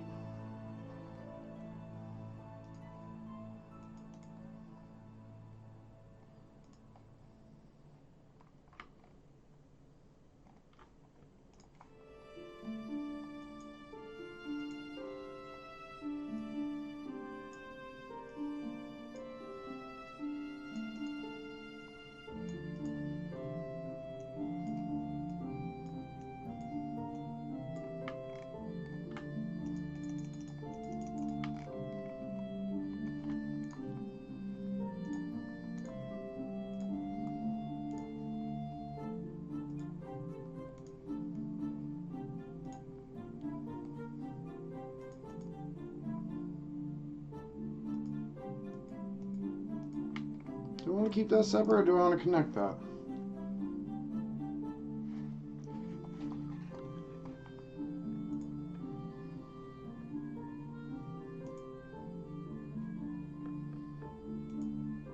I'm going to keep that just saved as such.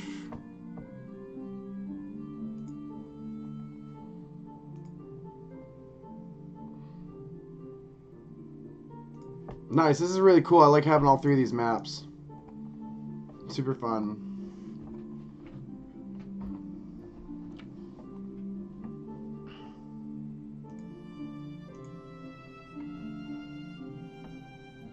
Oh, Stormy, I see you lurking over there. Oh, my neck.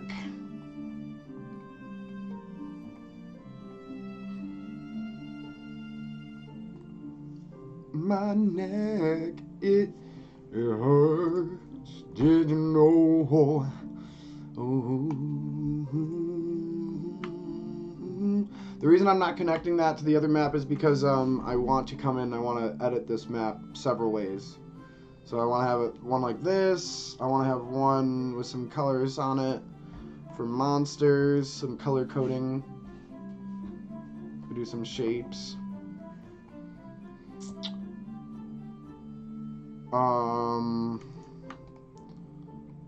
Guess we could do that next.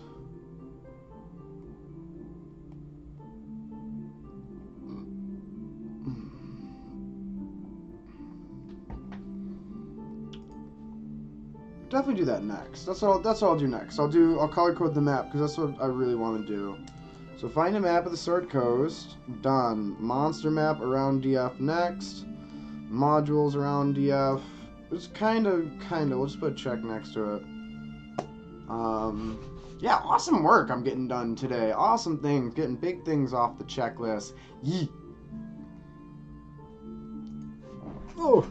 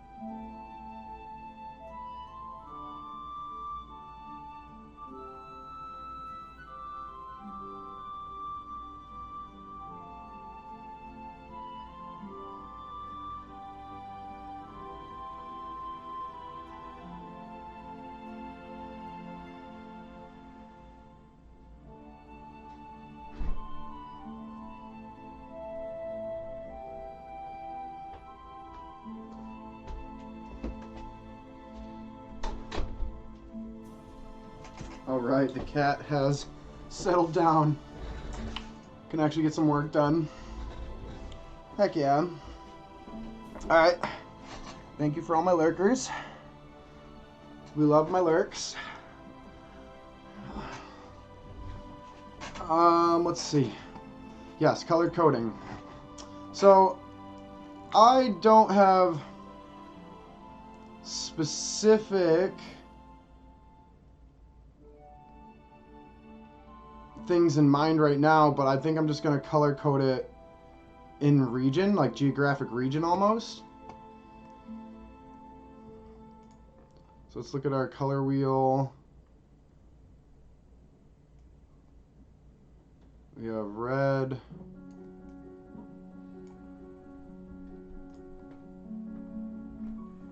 Control Shift new. Make a new layer.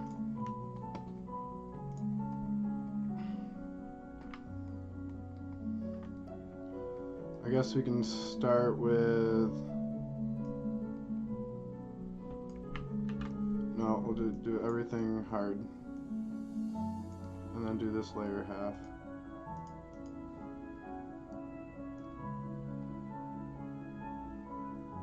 I'm going to start with the lizard marsh.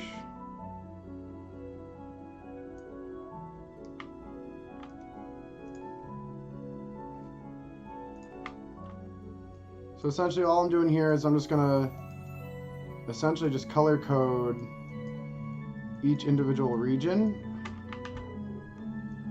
so that I can then have a map that I turn on and off, and or just a map for myself to look at.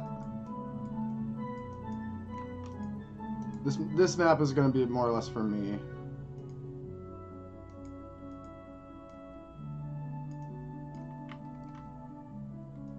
Dang it. Did all that work.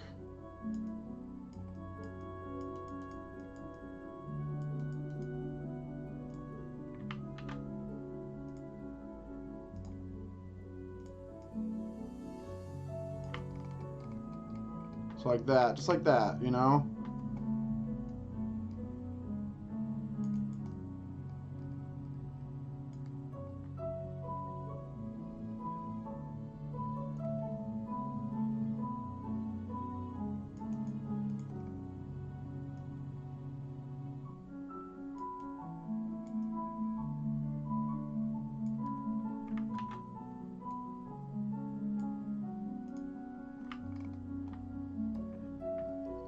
Let's see. Hey, there's Stormy. I'm doing good, Storm. How are you doing?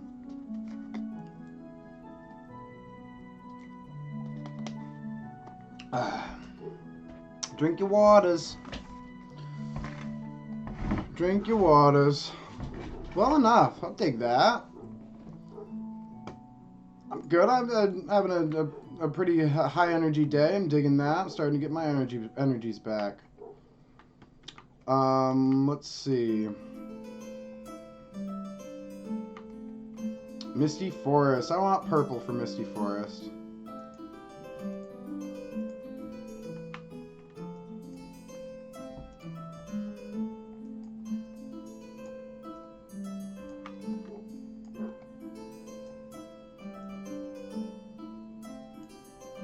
Go. Ooh, politics. Yeah, it's kind of something that I've been putting on the back burner, right? But on that note, the reason why I did that was the right reason, because I was waiting to find more information. And what did I do? I actually watched a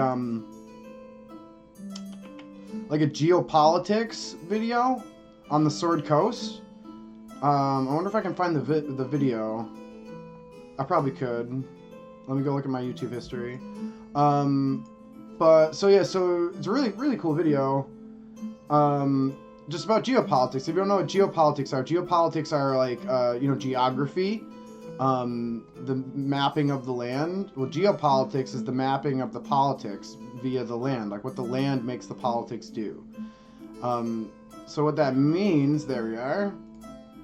Good evening, Dungeon Masters. This video from Dungeon Masterpiece. Through the lens of geopolitics. I'll link it for everybody.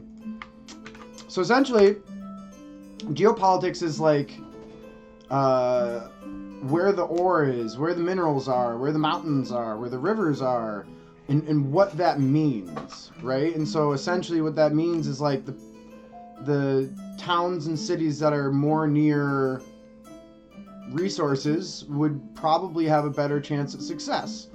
Towns really can only exist where there's food and water.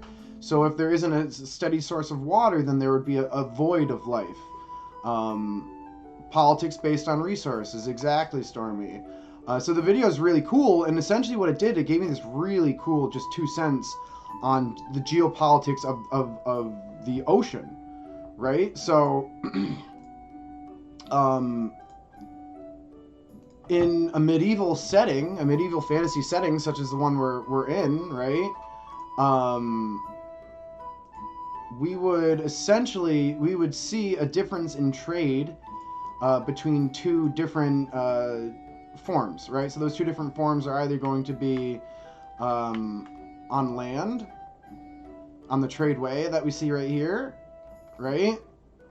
And the tradeway is guarded by militiamen and military members, Waterhavian guards, Daggerfordian guards, Baldurian guards.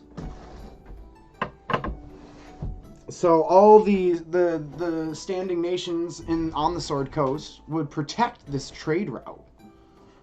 And it would be important to them. And it would be very safe if it was protected by militia, right? Also, there would be checkpoints. It would be safe in the sense of legal terms, where it might be a little bit harder to get something by a Baldurian guard coming through on a wagon. A wagon tends to be a lot smaller than something like a boat, right?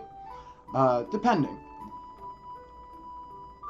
Conversely, if someone was going to be trading, say, through water and coming over this coast, then the cost would be much less due to being able to carry much more on a boat. So you would have bulk transportation, A. B, it's a little bit easier for you to get into ports and stuff with some sneaky stuff. There's a lot of extra space on a boat. There's a lot of different boxes on a boat that come in. You know, you have volume. You can hide things in volume. So it would be a bit more nefarious. It'd be a bit cheaper, but it'd be a lot more dangerous. There's risks on the water. Seafaring isn't necessarily a safe ordeal. And the video actually gets into this a little bit. If we come down here and we look at the Moonshae Isles, and we look at Gwyneth and Alaron, Snowdown, all these cities down here, in the archipelago, in these islands. So they would actually very much, they would have a controlling interest in the water, in the sea. And as a nations that have access to the Murloc Vale in the Durnall Forest, right? You have access to iron. You have access in the mountains. You have access to wood. You can build ships and cannons, and you can control this seaboard. So specifically, right next to this, like from Baldur's Gate to Daggerford and Waterdeep, is essentially a pirate war zone, a ruling factor over here. So ships very well might put check systems in here. They might stop boats like the Coast Guard and charge them tithes to carry goods from Baldur's Gate north, right? There would be a lot of action going on here. So it would be a very dangerous affair, seafaring from Daggerford and beyond, right? But it would be cheap. It would be much, much cheaper. So it's a very interesting concept. I would recommend watching that video for anybody that's a DM. It kind of takes into consideration the whole Sword Coast, not just Daggerford here. Storm needs to figure out resources, behavior, history, and culture all at the same time. And you need to figure out acquisition of resources. Then there is teleportation circles, which can change the entire route of resources. Yes. So magic is definitely going to make a play. And it's kind of in the similar boat that I'm in, right? So I'm looking at Daggerford, and I'll just do a quick synopsis of what I think. I know that south of Daggerford, there's a very large stone quarry. They have access to stone. they had access to wood. However, just recently the town has been refurbished in stone buildings. In my opinion, largely because look at the city and look at all the forest that was around it and no longer is. There's not much wood left for trade. So they're low on wood. They need to import it. They export stone. It doesn't look like they have any access to metal ores. So they have to import metal ores. They're on a riverbed. So, I mean, maybe there could be some precious gems in these hills here. That could be an idea. Maybe some gem mines, some gold mines, possibly, for a source of income. And then farming. They would have agriculture. They would have a lot of agriculture, which they have. It's written that they have like 10 farmsteads. So that already kind of creates a shape for me, and I'll show you this. What we got over here. You've seen this document before, Stormy. Go to my page. Go here. So it's kind of what I have already set up in my politics here. So red versus blue is what I kind of created, Storm. And you see here the Thieves Brotherhood. They like, being able to sneak things in and here and there. They like nefarious deals and transportation. So they're on the red team with people who like trade over water. The Carpenters League, who needs to import most of their wood now, they want lower costs and shipping fees. So they want, they're on the side of water transport because their business is failing. The Tailors Federation, I don't believe we have any cloth generation here, unless it was like hemp. So I put them there. There's a caveat. I might not leave them there. And then, of course, the Watermen's Guild, who trades in fishing and import and export. It's their deal. They run the piers. They, of course, would love to have more business, right? So then we go over to the Masons Collective, blue team. Masons Collective has stone. They don't need it imported. They would like to have a more safer trade route that secures their position. The head of the militia quite literally works and does the securing of the road, so I put them over there. The Tanners Council, we have a plethora of farms, a lot of cattle in this area, so they don't need to import things. They're on the blue team. They like a safer trade route because they want to secure their position. And then the Blacksmith Guild, up in the air. I don't know if I want to leave them there. I don't know if I want to put them on the other side of things. Jewelers Congress, I put in the middle. Heralds and Runners, I think I'm going to put back to blue. Which is just like, they're the people that would be doing most of the caravanning, unless there was a private firm, if you need to contract somebody. Farmer Society, they don't really care about much. They're pretty neutral. Taverners Confederation, neutral, can be swayed either way. And then the Merchants Guild. So I kind of used that geopolitics already a little bit, and I need to come back and tweak this a bit to kind of set up a political landscape of these four guilds are fighting for cheaper costs on land, and these other four guilds are fighting for cheaper costs on water. And those two things will help their businesses and not the other so much, right? So that's what they're weighing for when I do my political scenes. That's like, so I found that thread. And I'll organize this a bit more. And I was thinking maybe give these guys like a profit yield or something and put a number to it, so that way if my players are profiting off the same thing, like they can use this same, like they can weigh in the council to get better things for themselves as well. Like they're in this political scene too. What if someone made birchwood furniture, the new rich style? Well, that's what I kind of thought, because there isn't any wood anymore, right? And they're importing it. And also because of the dwarves that have come into the city and kind of structured the city into stone, wood wouldn't be really more of like a carpenter's deal. It'd be more of like a furniture maker's deal, right? So I was kind of thinking that maybe they import expensive woods from all over the world, and that's more where the trade of woodworking has gone in Daggerford.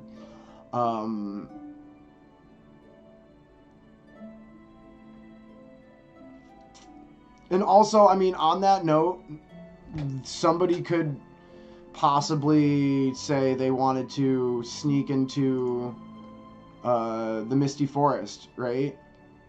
Say they wanted to, maybe fight back some of the forces of good there and go kill some druids and displace some families, right? They could free up some lumber for the woodcutters, and maybe that's a route that's taken. So there's definitely room for this to change.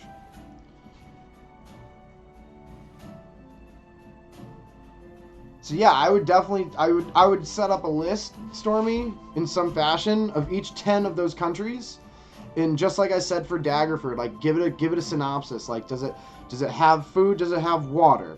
Does it have stone? Does it have metal? Does it have wood?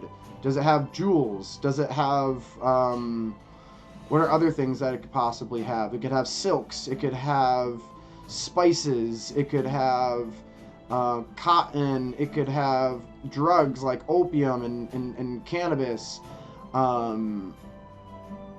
There could be so many things. Like, pick these things via the map and what you think and give them flavor.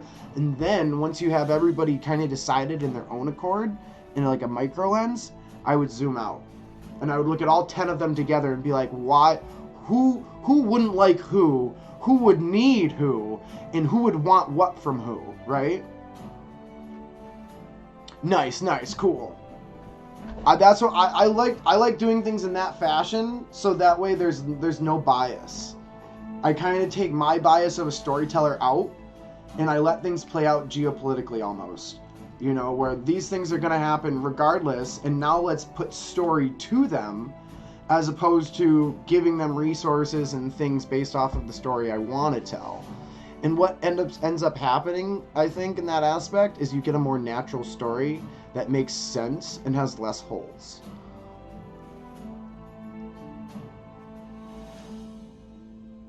What could possibly be of interest here for a bold adventure? Liam's Hold. Back to my map here. Let me bring you back over to here. So yeah, the Misty Forest here, just southeast of Daggerford. It's pretty much the only wood left. I mean, unless they want to get into the Trollbark Forest, which also would consist of fighting some trolls. So you can fight trolls for wood, or you can fight elementals and dryads and stuff for wood. You kind of have two choices, or they can import wood. There's a little chunk of the Ardeep Forest left, but I would say that Waterdeep would be taking claim to that portion of woods. Narem is a powerhouse in food exportation. And then there is Roa, which is the main source for potions. So they export things. What are they exporting? Food? Or are they just like, are they like a trade mecca? Would it be importing and exporting? If they're a powerhouse in exportation, then like they need a lot of stuff to export. Do they just feed the world? Are they the world's food bank? Could be a thing. Depending on the nation. Depending, like, say there is a nation that had it was very mountainous, but was like a dwarven region, right? They don't have much food. So their city can't expand to a larger city until they use their ores, gems, and minerals to trade for more food. And once they have a successful trade route that's safe for a few years, that would increase quality of life, and then that dwarven city could become bigger. And then eventually that trade route would increase and increase and increase. So maybe they do export food in mass, right? Maybe they have huge grain belts situated on rivers on either side, right? So it's agriculture, it's irrigated, I should say.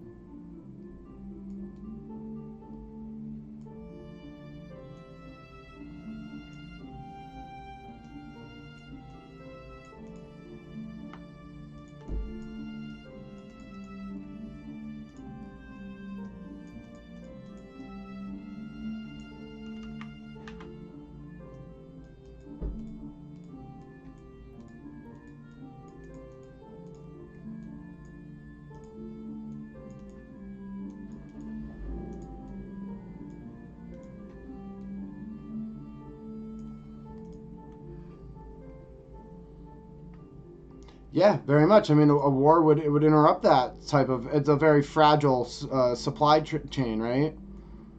But maybe there's things that have been put in place to prevent that, right? Maybe there's like a lot of checkpoints that have been stationed on this. They dedicate a lot of their militant power towards this, or a rather large wall has been erected in order to, like the Great Wall of China, almost. It's a very real thing. But these are the world building techniques that kind of come to mind. A kind of a give and receive almost. You find these clues, and then what does that mean for the story? What does that mean for the shape of the world? Oh, this is cool. I didn't know this, but the back of this misty forest is just situated right on a cliff almost. So you can get trapped in this forest. If you go too deep, you can't get out one way, and then going back the way you came is going to be too hard because it's back into the mistiness.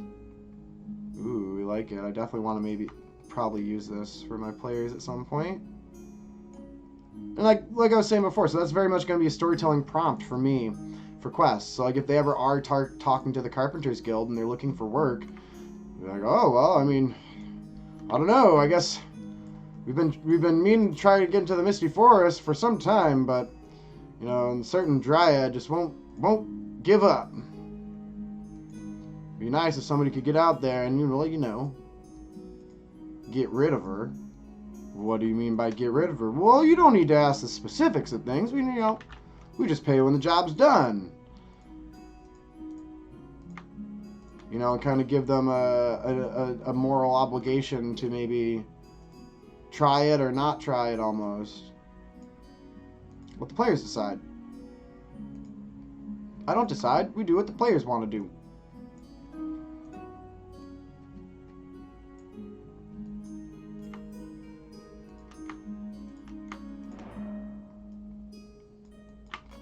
Perfect.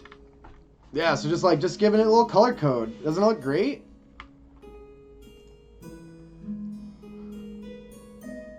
Rural used to be a warmongering country, but is currently a peaceful country, but they still have a military culture. This has led them to focus a lot of attention into crafting potions. Getting rid of someone means remove the obstacle, peaceful or death. That is your choice. Yeah, leave it in their hands. So, I mean, if we're talking about Roa, they're a warmongering country, so maybe they have a lot of land mass, and therefore they have a lot of access to agriculture. Also, they might have a lot of borders if they're so big. So maybe they don't have these big trade routes. They have a bunch of small ones, and they guard their borders tightly, but they trade a lot of food. Like, that's their deal, trading food or something, right?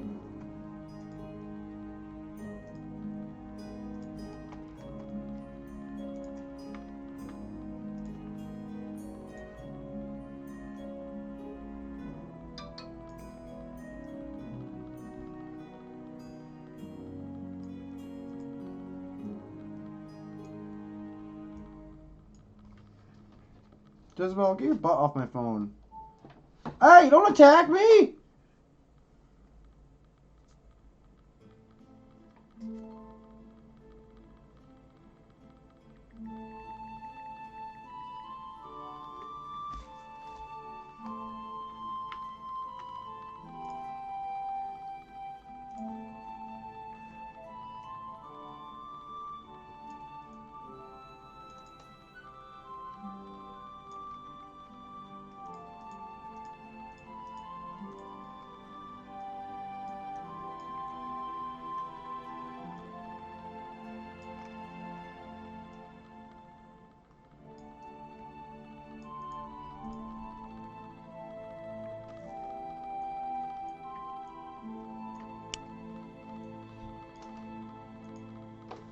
She's in, she's out. She's in, she's out. I swear with this cat. You want to go out this way? Harry's literally asleep.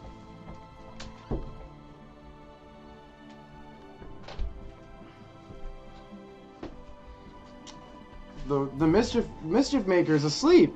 She's being the mischief now.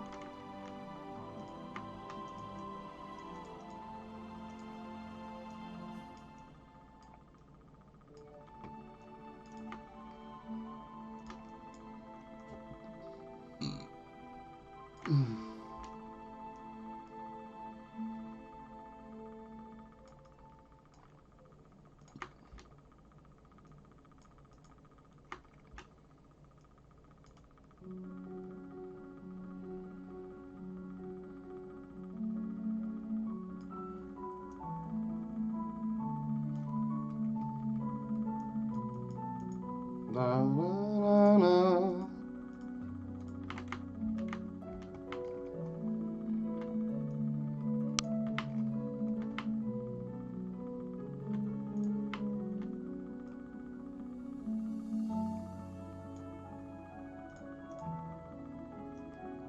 Boom, bust out the troll bark forest.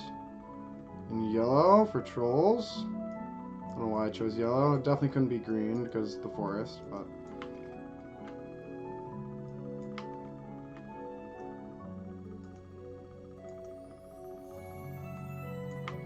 Beautiful. It feels like it's like it feels almost like Axes and Allies or something. Let's see. They have a lot of land mass. They also have a lot of dead land. A long time ago in the previous era, a hag and an archfey ritual caused a curse which resulted in a massive area being contaminated with hundreds of different diseases going deep into the ground. But they still have a capacity to export massive amounts of food.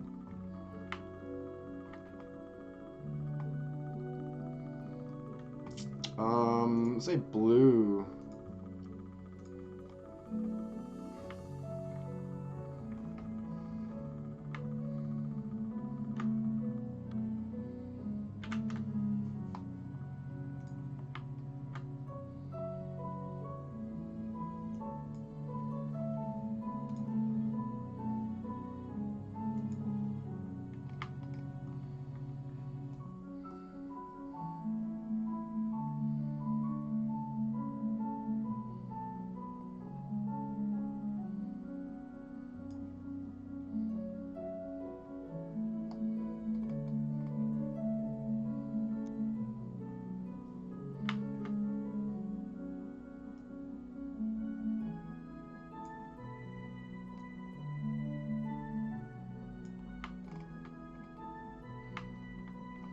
Okay, that's the Highmore, I believe. Oh, come on now.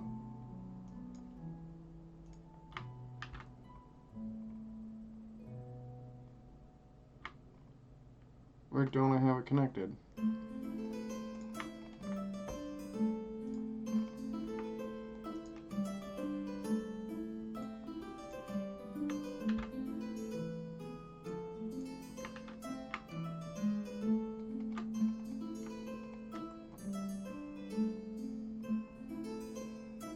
Oh, Misty Forest. I'm like, where isn't it connected? I'm like, what the heck?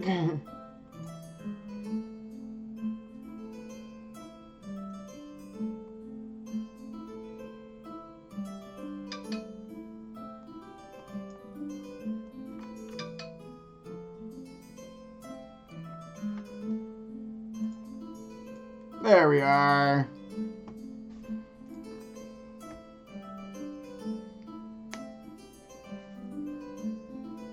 Very nice. What are they making these potions from?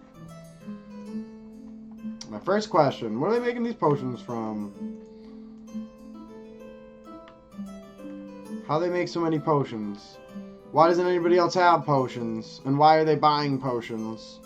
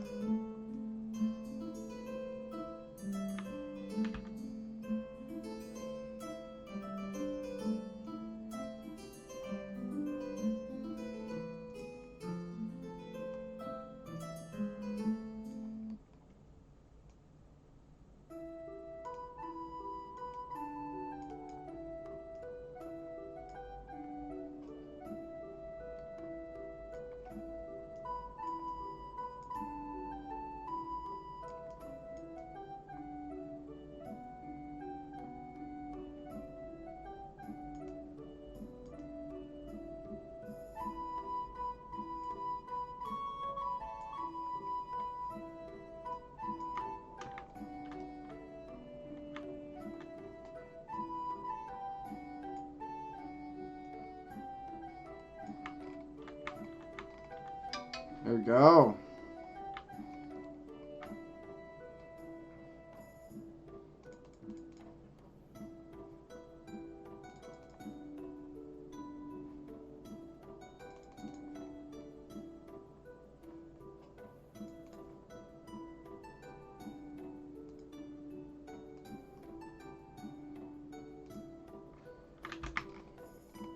There we are. Definitely looks like there's blue in there on that castle there. Let's see. We have the trade way. We have these little hills right here. This river. I think I'm going to make this whole section. This is going to be like a hobgoblin territory almost. Hobgoblins are in here. So they're going to control up around in here and then down into here. Maybe up until this point here. Because Daggerford's going to control up in here. This is the gem fields. Let's see. Are you going too fast for me, Storm? Heilman steals it. Viking country, so no trade from them. Horsteria deals in a lot of textiles, enchanted textiles, wood, and silk, so they don't craft enough potions internally to sustain themselves. Ram is currently dealing with expanding their internal infrastructure within their borders, building a military, and is now in a war against the entire giant race. Fun times. They would definitely be they would be a big purchaser. They would love potions. Can I do pink, I guess? Doesn't look different enough. Orange. Orange works.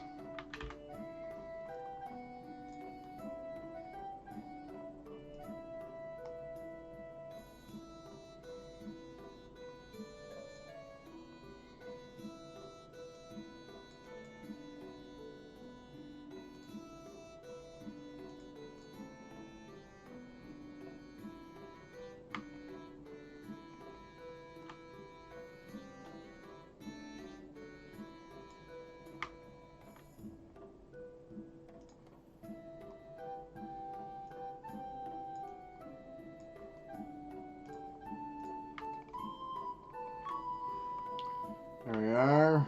Big hobgoblin country. They've been extorting a city, a town, and raiding in this area. It's going to be a big factor for these players if they want Daggerford to kind of grow and trade, as they will be influencing the trade routes. Also, the Flotian Estates, which I'll be putting on the map pretty soon.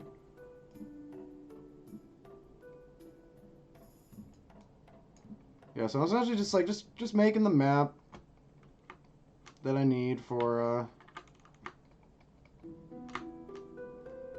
my game. This will be the map that I use and the players use for a year plus. And the goal is, I mean, I put a lot of work into this. I very much intend to use this setting multiple times and play it multiple times and see what that looks like.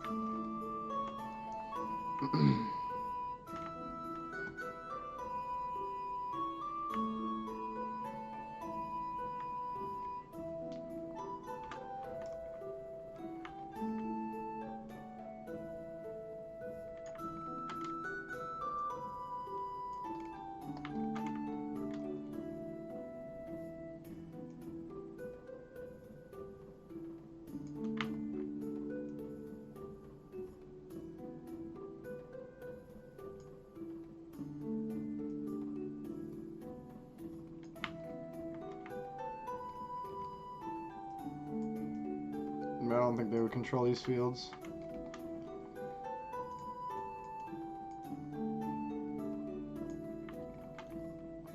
They would control that.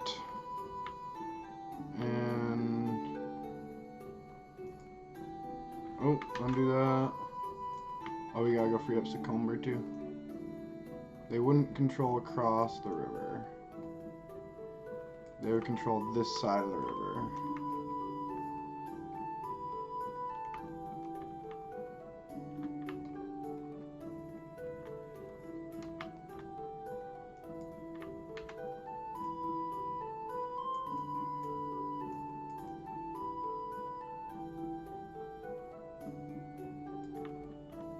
It's okay, just leave it.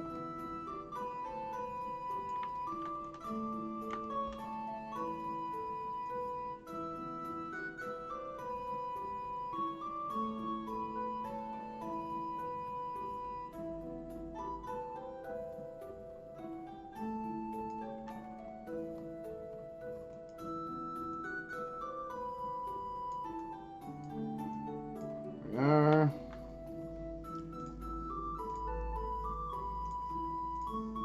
Get rid of that. Get rid of that. There we go. Currently one country in civil war. It's not much trade. Goreo would hold a lot of political influence as they have the largest source of material required to craft magic items in the world. Oh, nice. Nice. Big mining community, eh?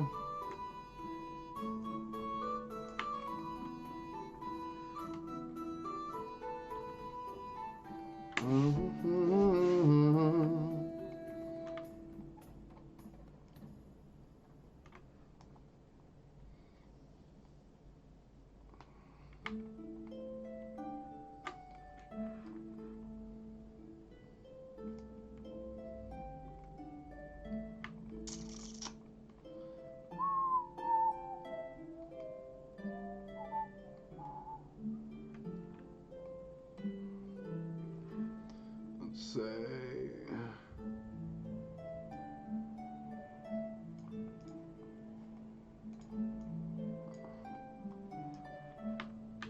teal.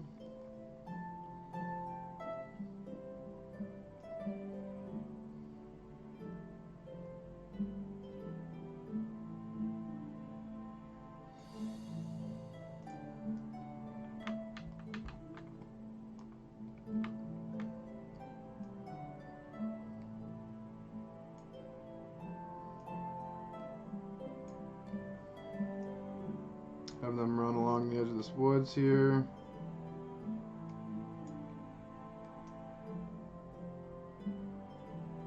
Run along this river.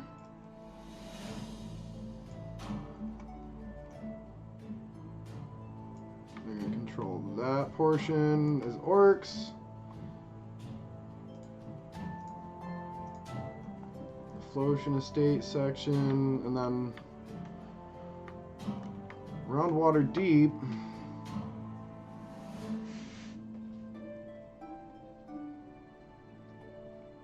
So yeah, we'll make the tradeway like its own thing.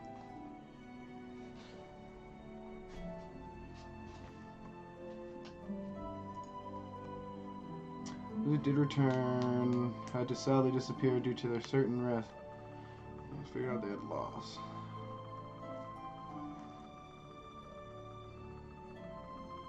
Savage.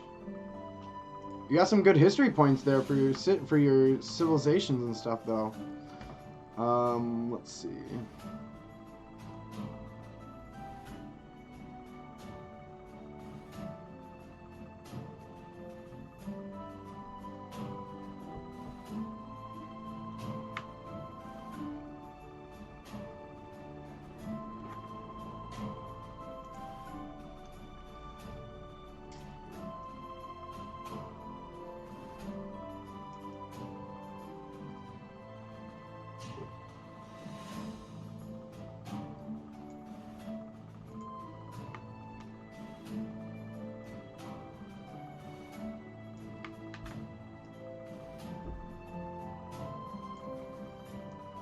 bust out a bit more of this, and then I'm gonna have to get out of here soon, Stormy.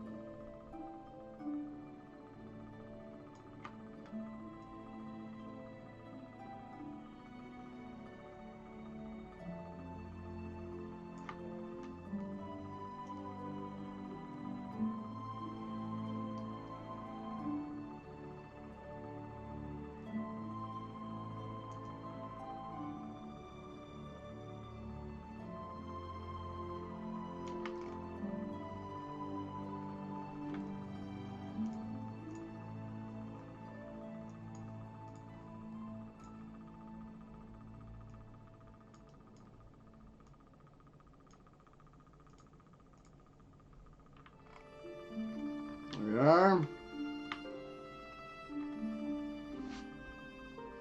What else do we need? Maybe this whole region here. Doesn't seem like that would be controlled by anything. That would be definitely some creatures in there, and then this section here. And then everything in here is just going to be tradeway.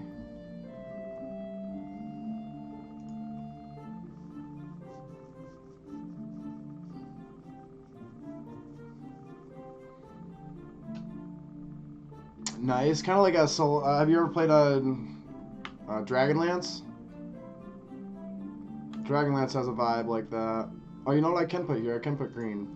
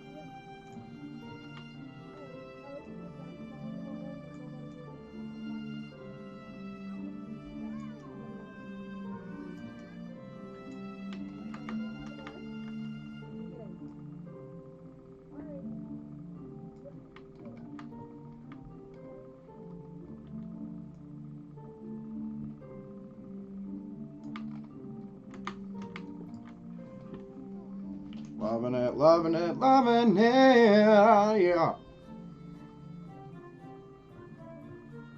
This is gorgeous. This map is gorgeous. I love the colors. I don't know if we can get away with pink over there. Teal, orange.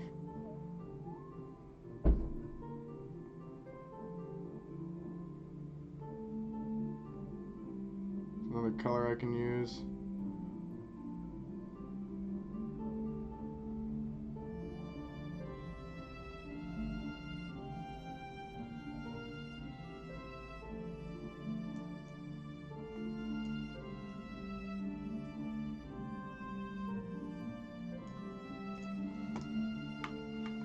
See what this comes in as. That works.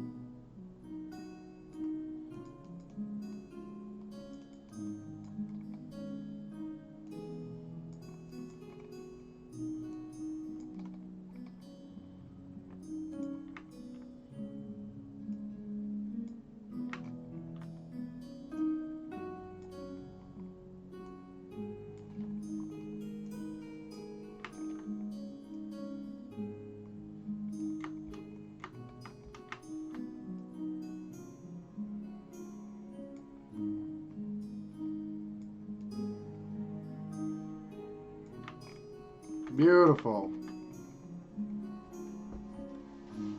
Alright, and that is the immediate area. That's everything that I think I would need.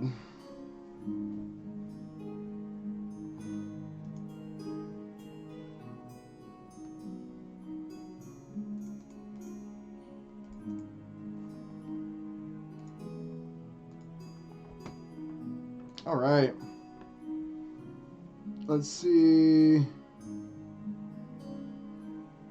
Never played Dragonlance. Well, it sounds pretty similar to what you're talking about, where like you get to a certain level with the Knights of Solmania, and you get like there's like special feats and stuff like that.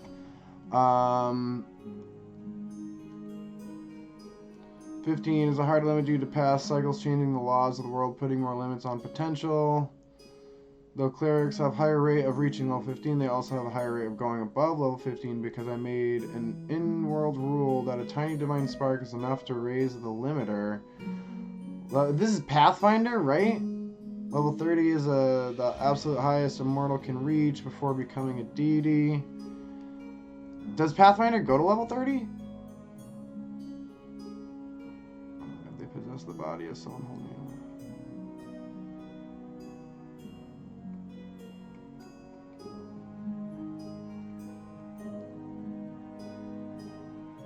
Interesting. Oh, I didn't know that. Awesome. Well, thanks for sharing, Stormy. I think that's really interesting kind of like scaling you have there with the power levels of stuff. That seems super fun. It seems like you put a lot of work into it too. I appreciate you hanging out. I gotta get some rest. Let's see, the kiddo should be getting home soon. And hopefully I'll have some D&D tonight. I think so. I gotta go check my Discord and see what's going on. Have a good day, Storm. Peace.